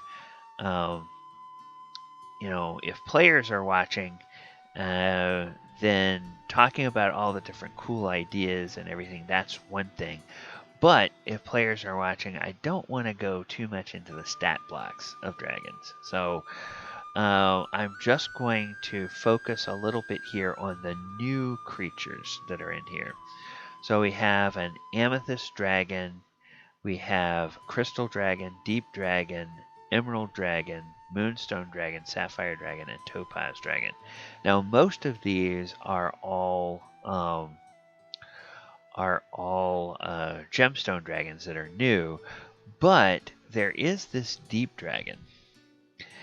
And deep dragons that are in the Underdark typically, and so they are usually usually found in that setting. And they're very, very different than a lot of other dragons. In fact, the artwork for a deep dragon looks a little bit more like the Jabberwock that was in the last Sourcebook, Wild Beyond the Witchlight, that they released. But then you have all of these connections and layers and everything. And okay, there's not a map here. I do want to go and take a look at, yes, okay. So Amethyst Dragon. One of the coolest things about this book that I like is right here. For a number of different dragons, not every type of dragon, but for a number of different dragons, they have a sample lair. And some of these are like cave complexes. Some of them are more built up areas, and you can use these definitely as a dragon's lair, but you could also take this and use it as something completely different. So I love when they give us these new maps, and I love the fact that also they always give us a player version which doesn't have anything marked up on it. So if I want to use it as something else, I can just take this map and put it into my game, and then I can mark it up however I want, and I can say whatever is in there is in there. So that's Amethyst Dragons. Let's see. I think we have Black Dragon Lairs. So the Black Dragons, they have this, usually they make their lairs in some kind of ruins, and part of it is above ground and part of it is below ground. And so you have this like ruined chapel where a Black Dragon may have its lair. Then you have a Blue Dragon, and the Blue Dragon again has this big cave system. Now remember, blue dragons are usually found in desert areas, so these would probably be somewhere deep under the dunes of a desert somewhere, or maybe under the ruins of an ancient city in the desert, but they'd definitely be underground. Then let's see, we have brass dragons, and brass dragons. Now, see, this is a little bit more built up. So some of this might be ruins of an existing civilization, or some of these might be things that the dragon has built up itself. And so there's a Hoard chamber, there's wells, unused chambers here, column guardians, and then it says that this is within the chambers, every square is 10 feet, and within the canyons, so these would all be canyon areas here, that you would find each square is equal to 25 feet. Alright, then we have bronze dragons. Let's see. Bronze dragons, watery caves, and definitely built up areas that the dragon has dug out or constructed or had people construct for it that are part of its lair. Copper dragons. Copper dragons would have both a surface component and an underground component to their lair, and all of these different areas and secret entrances and all that kind of fun stuff that's in there. Crystal dragons. Let's see, do we have crystal dragon lairs? Yes, we do. So crystal dragon lairs would be up high on a mountain somewhere, and they might include some exterior area like an ice bridge here that would be part of the crystal dragon's lair. Of course, the good thing about that is that using its breath weapon, it could construct the ice for the ice bridge and then carve it out. But then if it's getting attacked, it could destroy that ice bridge and then just remake it later on when it needs to. We said deep dragons don't have lairs. I don't think dragon turtles, I don't think they have a lair for a dragon turtle, because that'd just be like a big underground or underwater cavern system or something. And then there's more lairs for the different types of dragons, so on and so on and so forth and whatnot. And then last but not least, we have the bestiary. So there's a few cool things that are not dragons in here. We have a creature called an animated breath, which is an elemental. The chromatic dragon's breath weapon is manifestation of the energy that suffuses the dragon. Animated breath is a bipedal creature formed from the same energy as the breath weapon that created it. Red dragon's creation strongly resembles a fire elemental, while the black dragon's is similar to a water elemental but viscous and foul looking.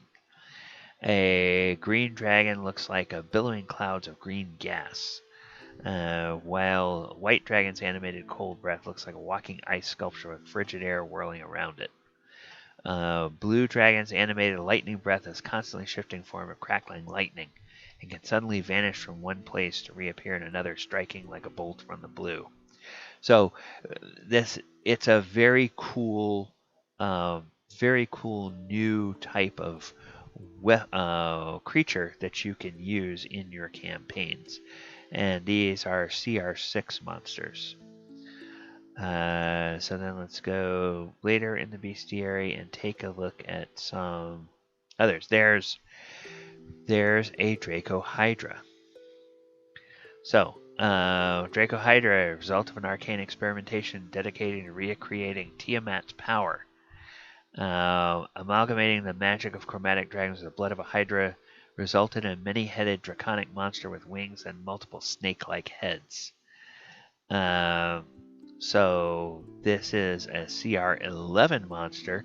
So it is a way of throwing a creature that is something like Tiamat at a party that is in no way ready to face a godlike dragon with the power of a deity.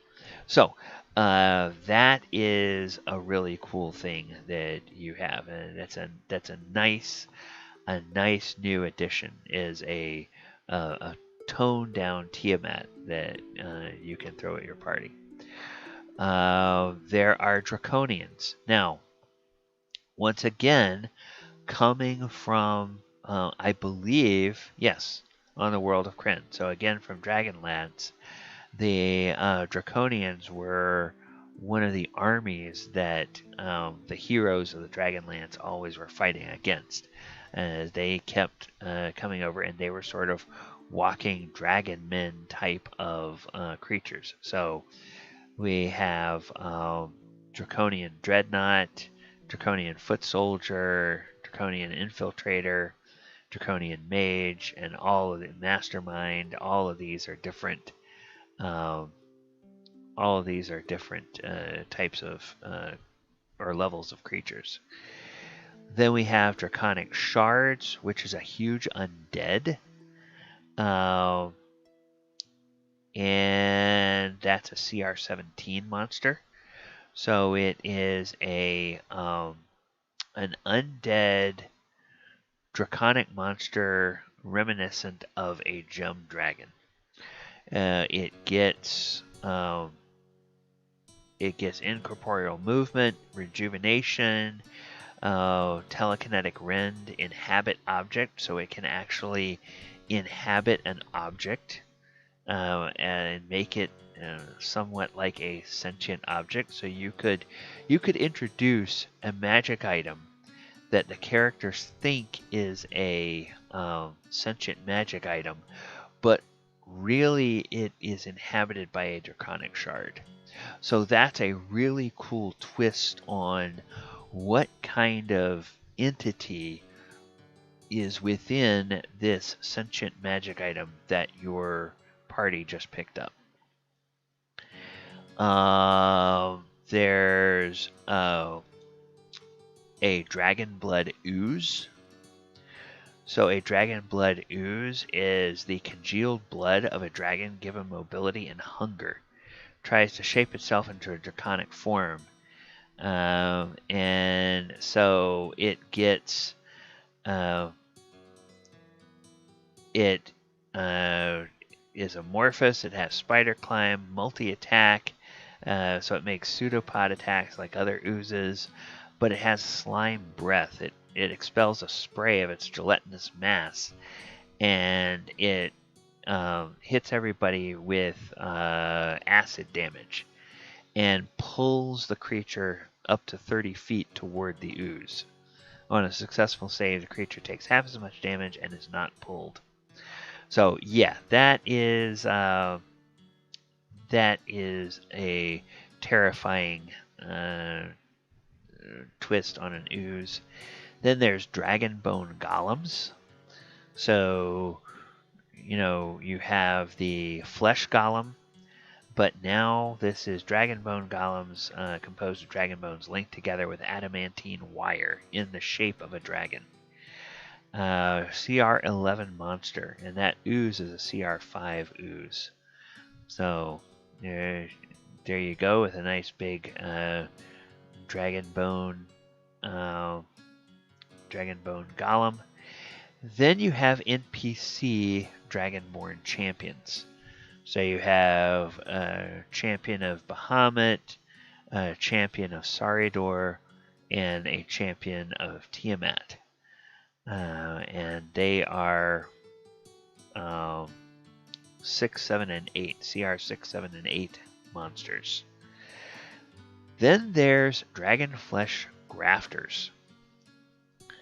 It's a hulking fusion of draconic and bipedal characteristics, standing between 8 and 12 feet tall.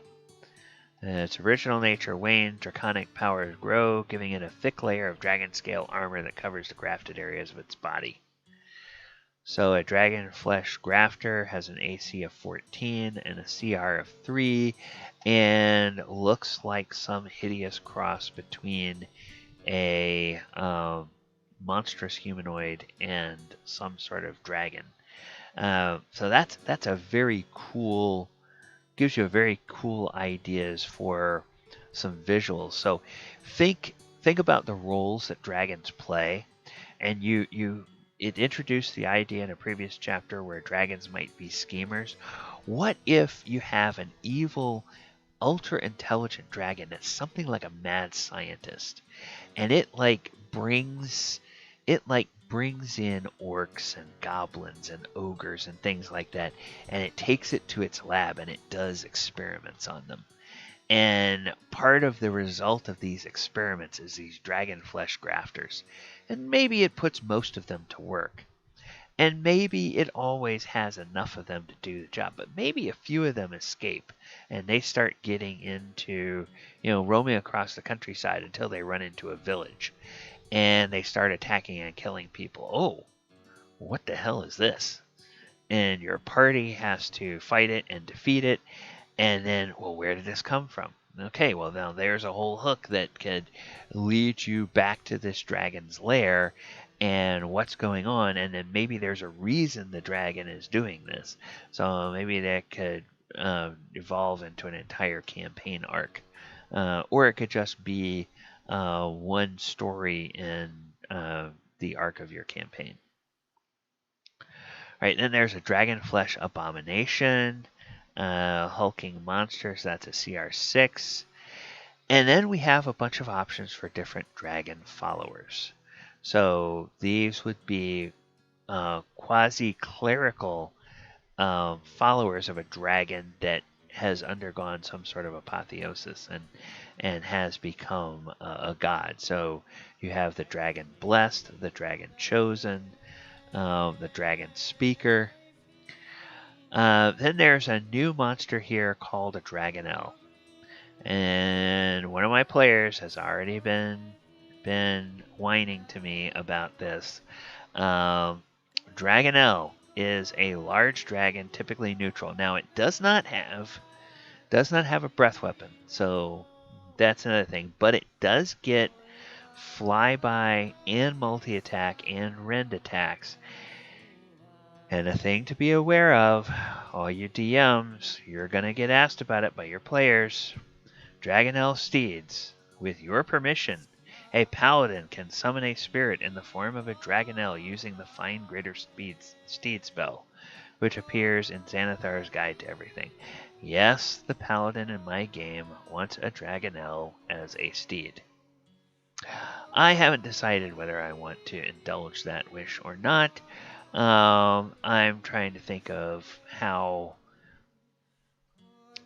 that would unbalance the game. Then of course we have dragon turtles, which we all know and love. Then we have egg hunters. So egg hunters are parasites that seek out dragon eggs and feed on the contents. They deposit their own eggs into the empty shells, hiding the eggs from unsuspecting dragon parents or guardians. So this could be there's an egg hunter hatchling, an egg hunter adult. The hatchlings are CR2, the adults are CR5. They can so this is kind of a weird monster that an adventuring party might actually be asked by someone who is looking after dragon eggs to go and hunt and destroy, because the dragon hunter is something that could hurt dragons. Now, there's an Elder Brain Dragon. So one of the few constellations available to those who must contend with the Mind Flayer colony is the limit of its reach, which extends as far as the influence of the colony's Elder Brain. But when a colony manages to capture a dragon, teams of Mind Flayers bind the dragon, which is subject to gruesome transformations as the Elder Brain latches onto the dragon's back and digs its tentacles into the dragon's brain. An Elder Brain dragon is the nightmarish result. So, imagine a mobile Elder Brain that has the power of a dragon. Yes, that would be... Oh, no. Yes, definitely. Oh god, that sounds terrible. It does. So it's a CR22 monster, and it gains the legendary resistances of Great Worm. Great Worms have 4 legendary resistances per day instead of 3, like most dragons. It doesn't require air or sleep. It has the bite, claw, and tentacle attack, and it gets tadpole brine breath. So it exhales brine, and each creature must make a con save or take 10d10 psychic damage, and half as much. And on a success or failure, if the creature isn't a constructor or undead, it becomes infested with illithid tadpoles. So yeah, that's so it breathes on you and it starts infecting people with illithid tadpoles. While infested, each creature takes 3d10 psychic damage at the start of its turn. Can repeat the effect if it's if the creature is targeted by magic, ends a curse, or restores 40 hit points. And if a humanoid is reduced to 0 points while infested, it's stable but remains unconscious for 12 hours. And when that period of unconsciousness ends, the creature transforms into a mind flayer with all of its hit points. Casting a wish on the unconscious creature rids it of the infestation and prevents it from turning into a mind flayer. So, yes, it's a flying, marauding elder brain with a dragon, with a dragon's power that can go to a village and attack the village and turn all the villagers into mind flayers. So imagine the fun you could have with that as a DM in your campaign. Oh boy. Definitely that is going to be the big boss monster at the end of your campaign. But while people are running around at first, I'll go, where the hell did all these mind flayers come from? Oh, well, they actually came from, from that lovely little village called Spring Garden over there. They were all people yesterday, but today they are all a bunch of mind flayers.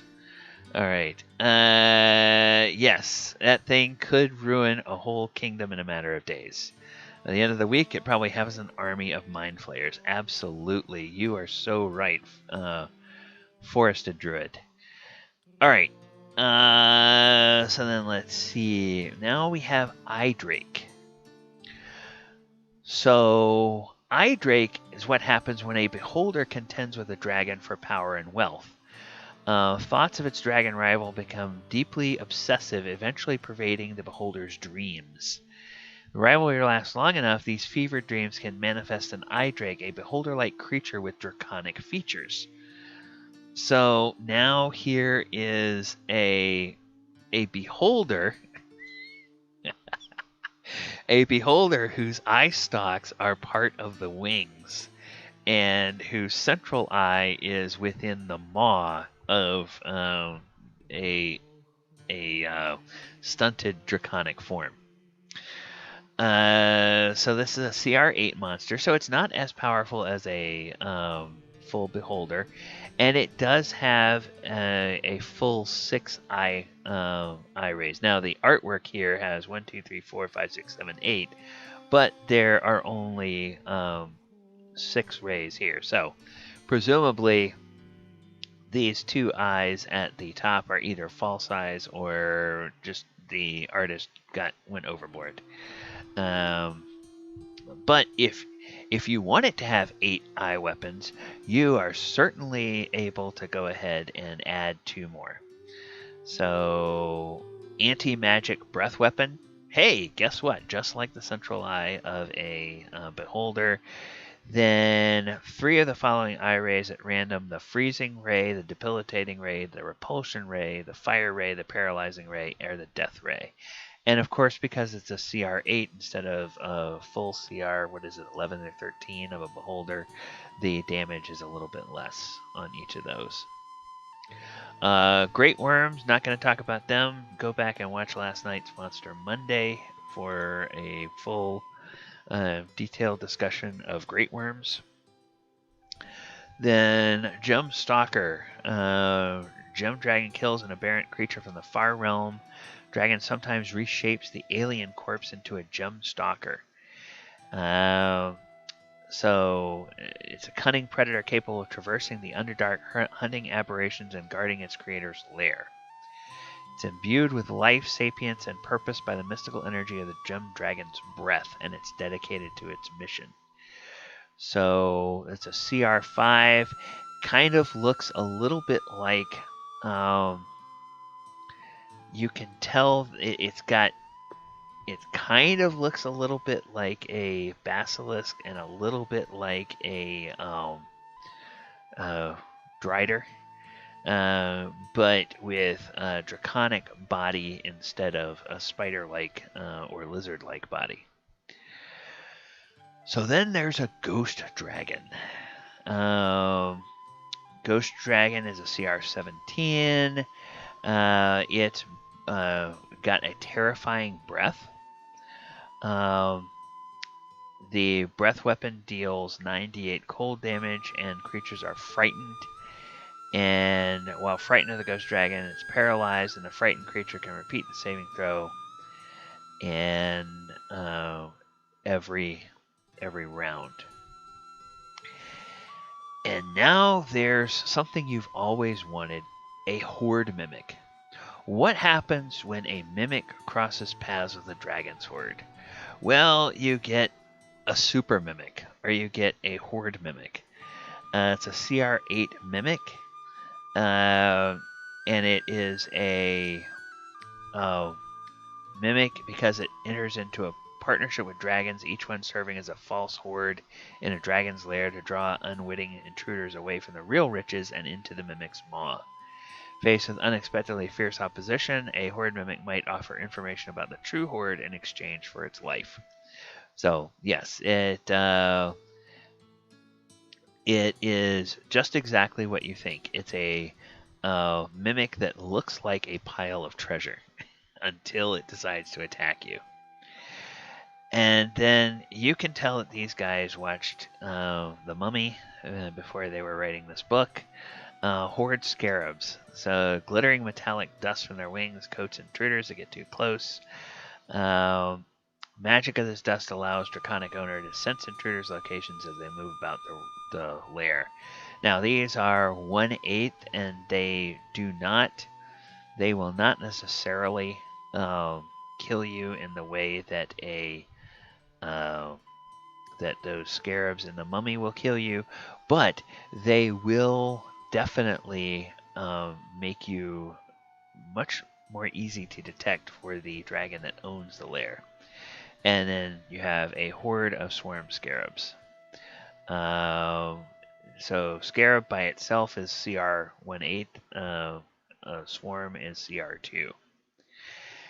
Then there's Hollow Dragon. So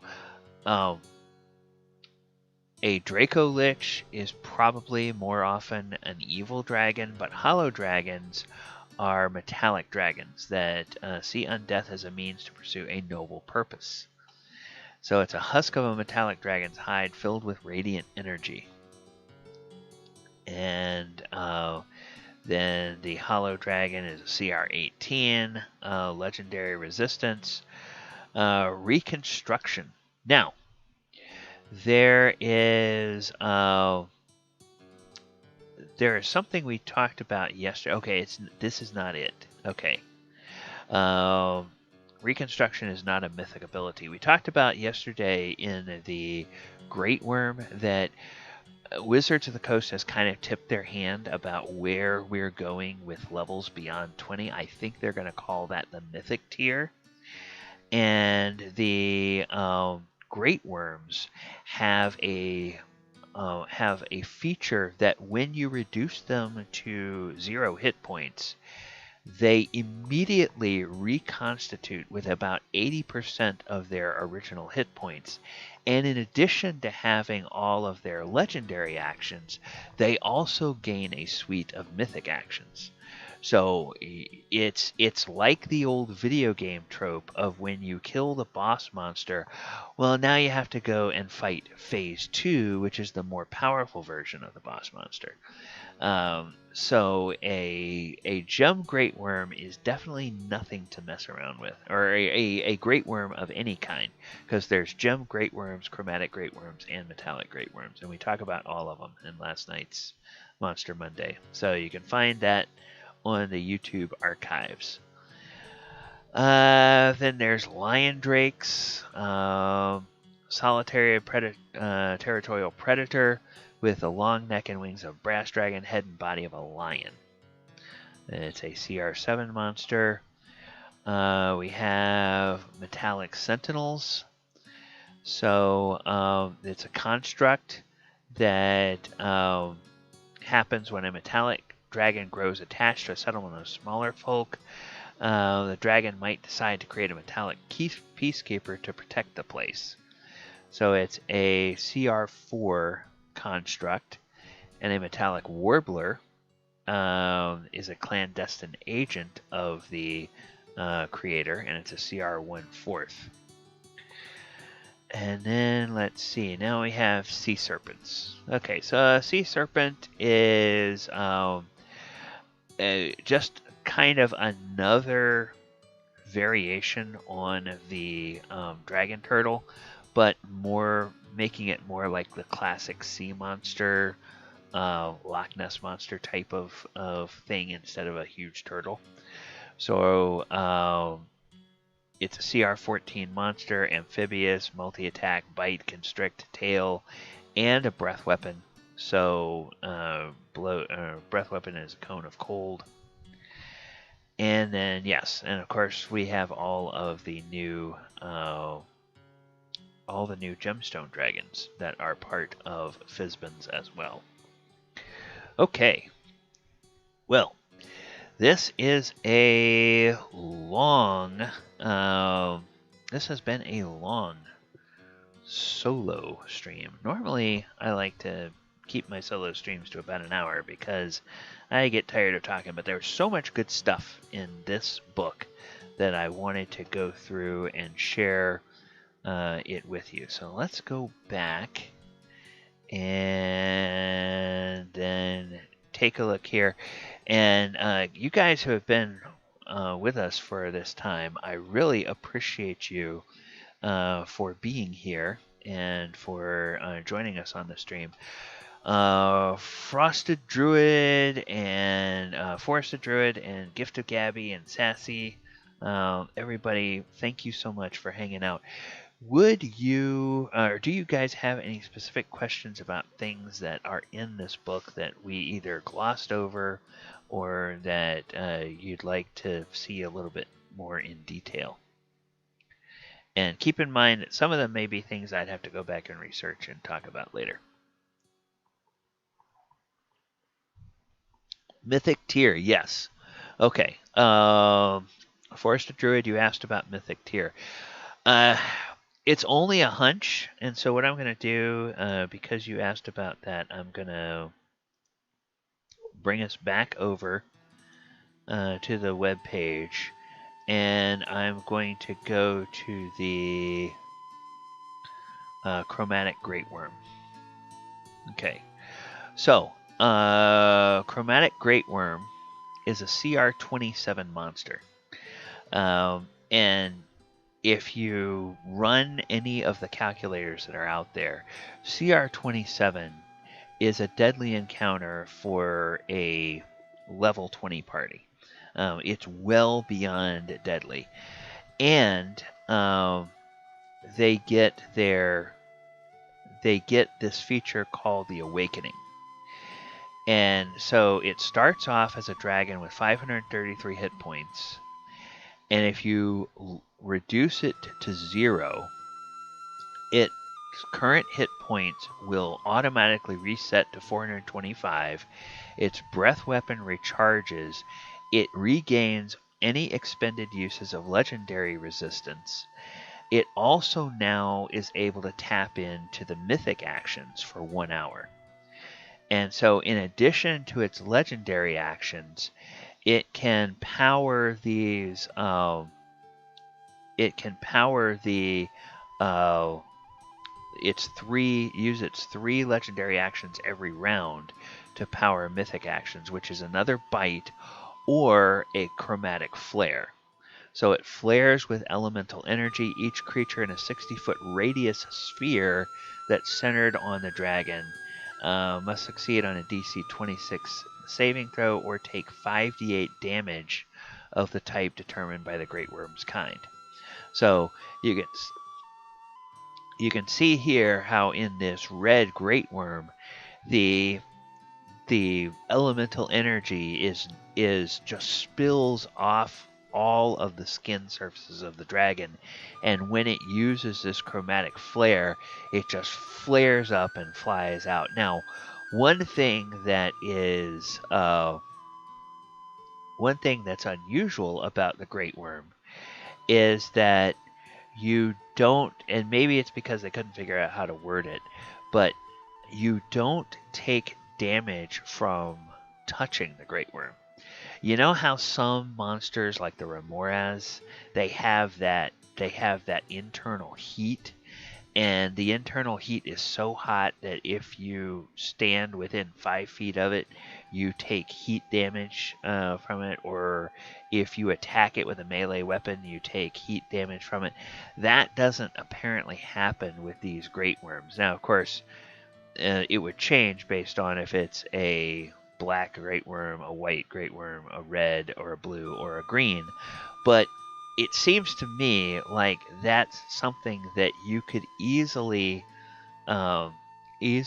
do as a DM. You could easily say, well, okay, this thing also radiates its damage. So if you get up within 5 feet of it, you're constantly being bathed by these flames or this cloud of acid or poison or cold or lightning, and you're constantly taking however much damage, maybe 1 die of damage every round.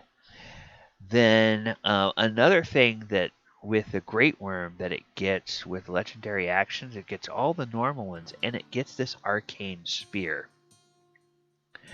So it generates 4 spears of magical force, and each spear hits a creature of the Great Worm's choice. Notice it has no attack roll. It's an automatic hit within 120 feet of the dragon, and each one deals 1d8 plus 8 force damage.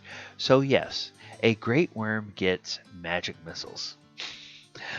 but dragon-powered magic missiles. 4 of them, and they're 1d8 plus 8 instead of 1d4 plus 1. So, and it can do that, obviously, every round, because it can use its legendary action to fire those off. So,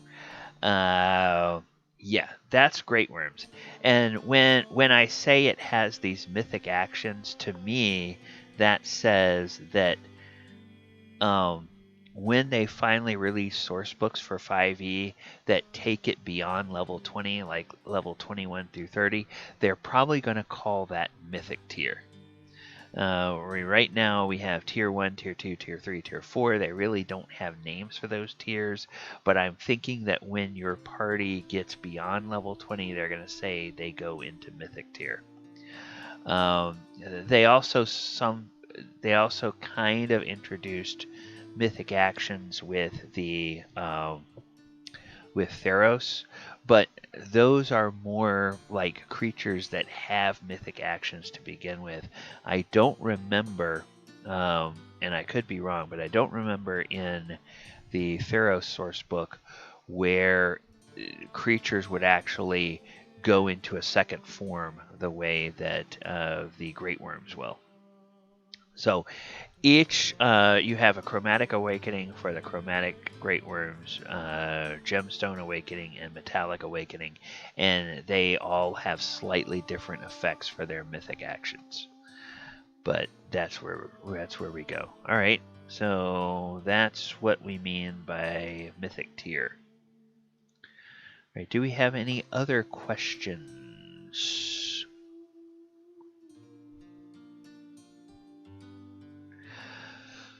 Okay. All right. If we don't have any other questions, then I think I'm going to go ahead and go into the wrap up. Once again, thank you guys for coming and hanging out this evening. I have been DM Gallibond. This has been my first impressions of the Fizban's Treasury of Dragons sourcebook that was just recently released for D&D.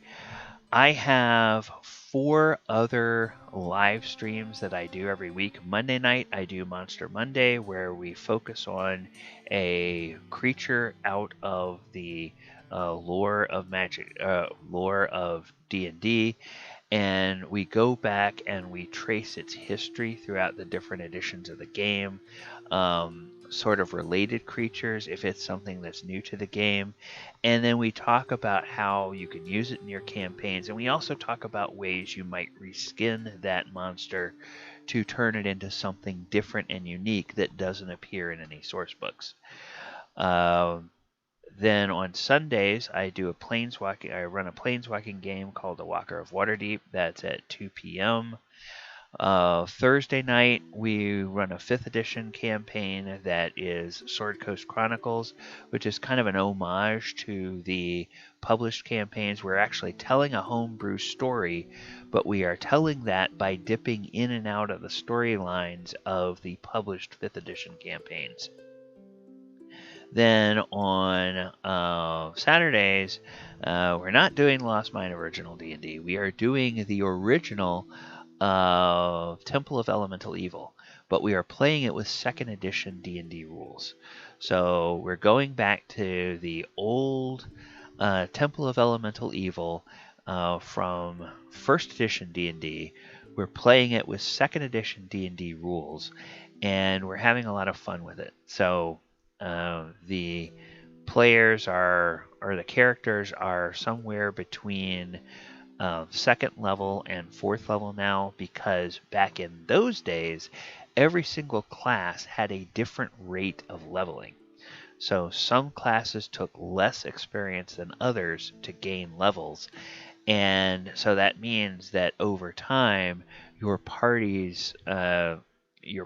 gets a different level range for the party instead of everybody being the same level, because they all level at the same point.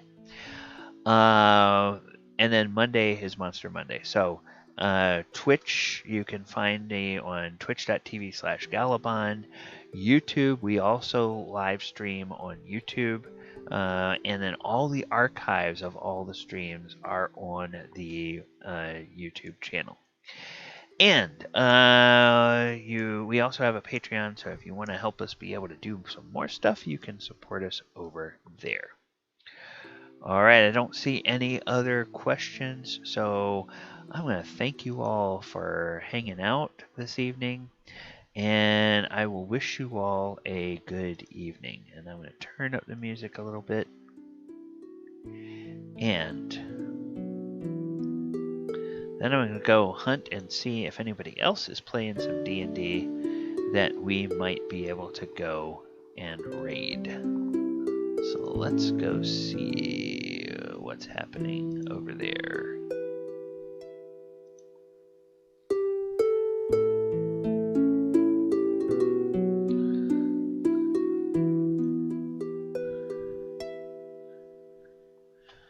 Alright, so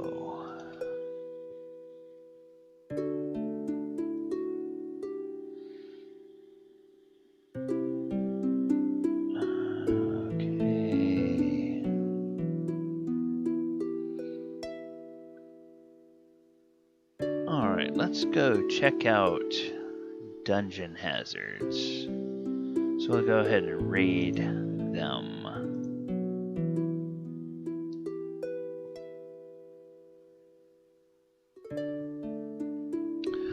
Alright, everybody.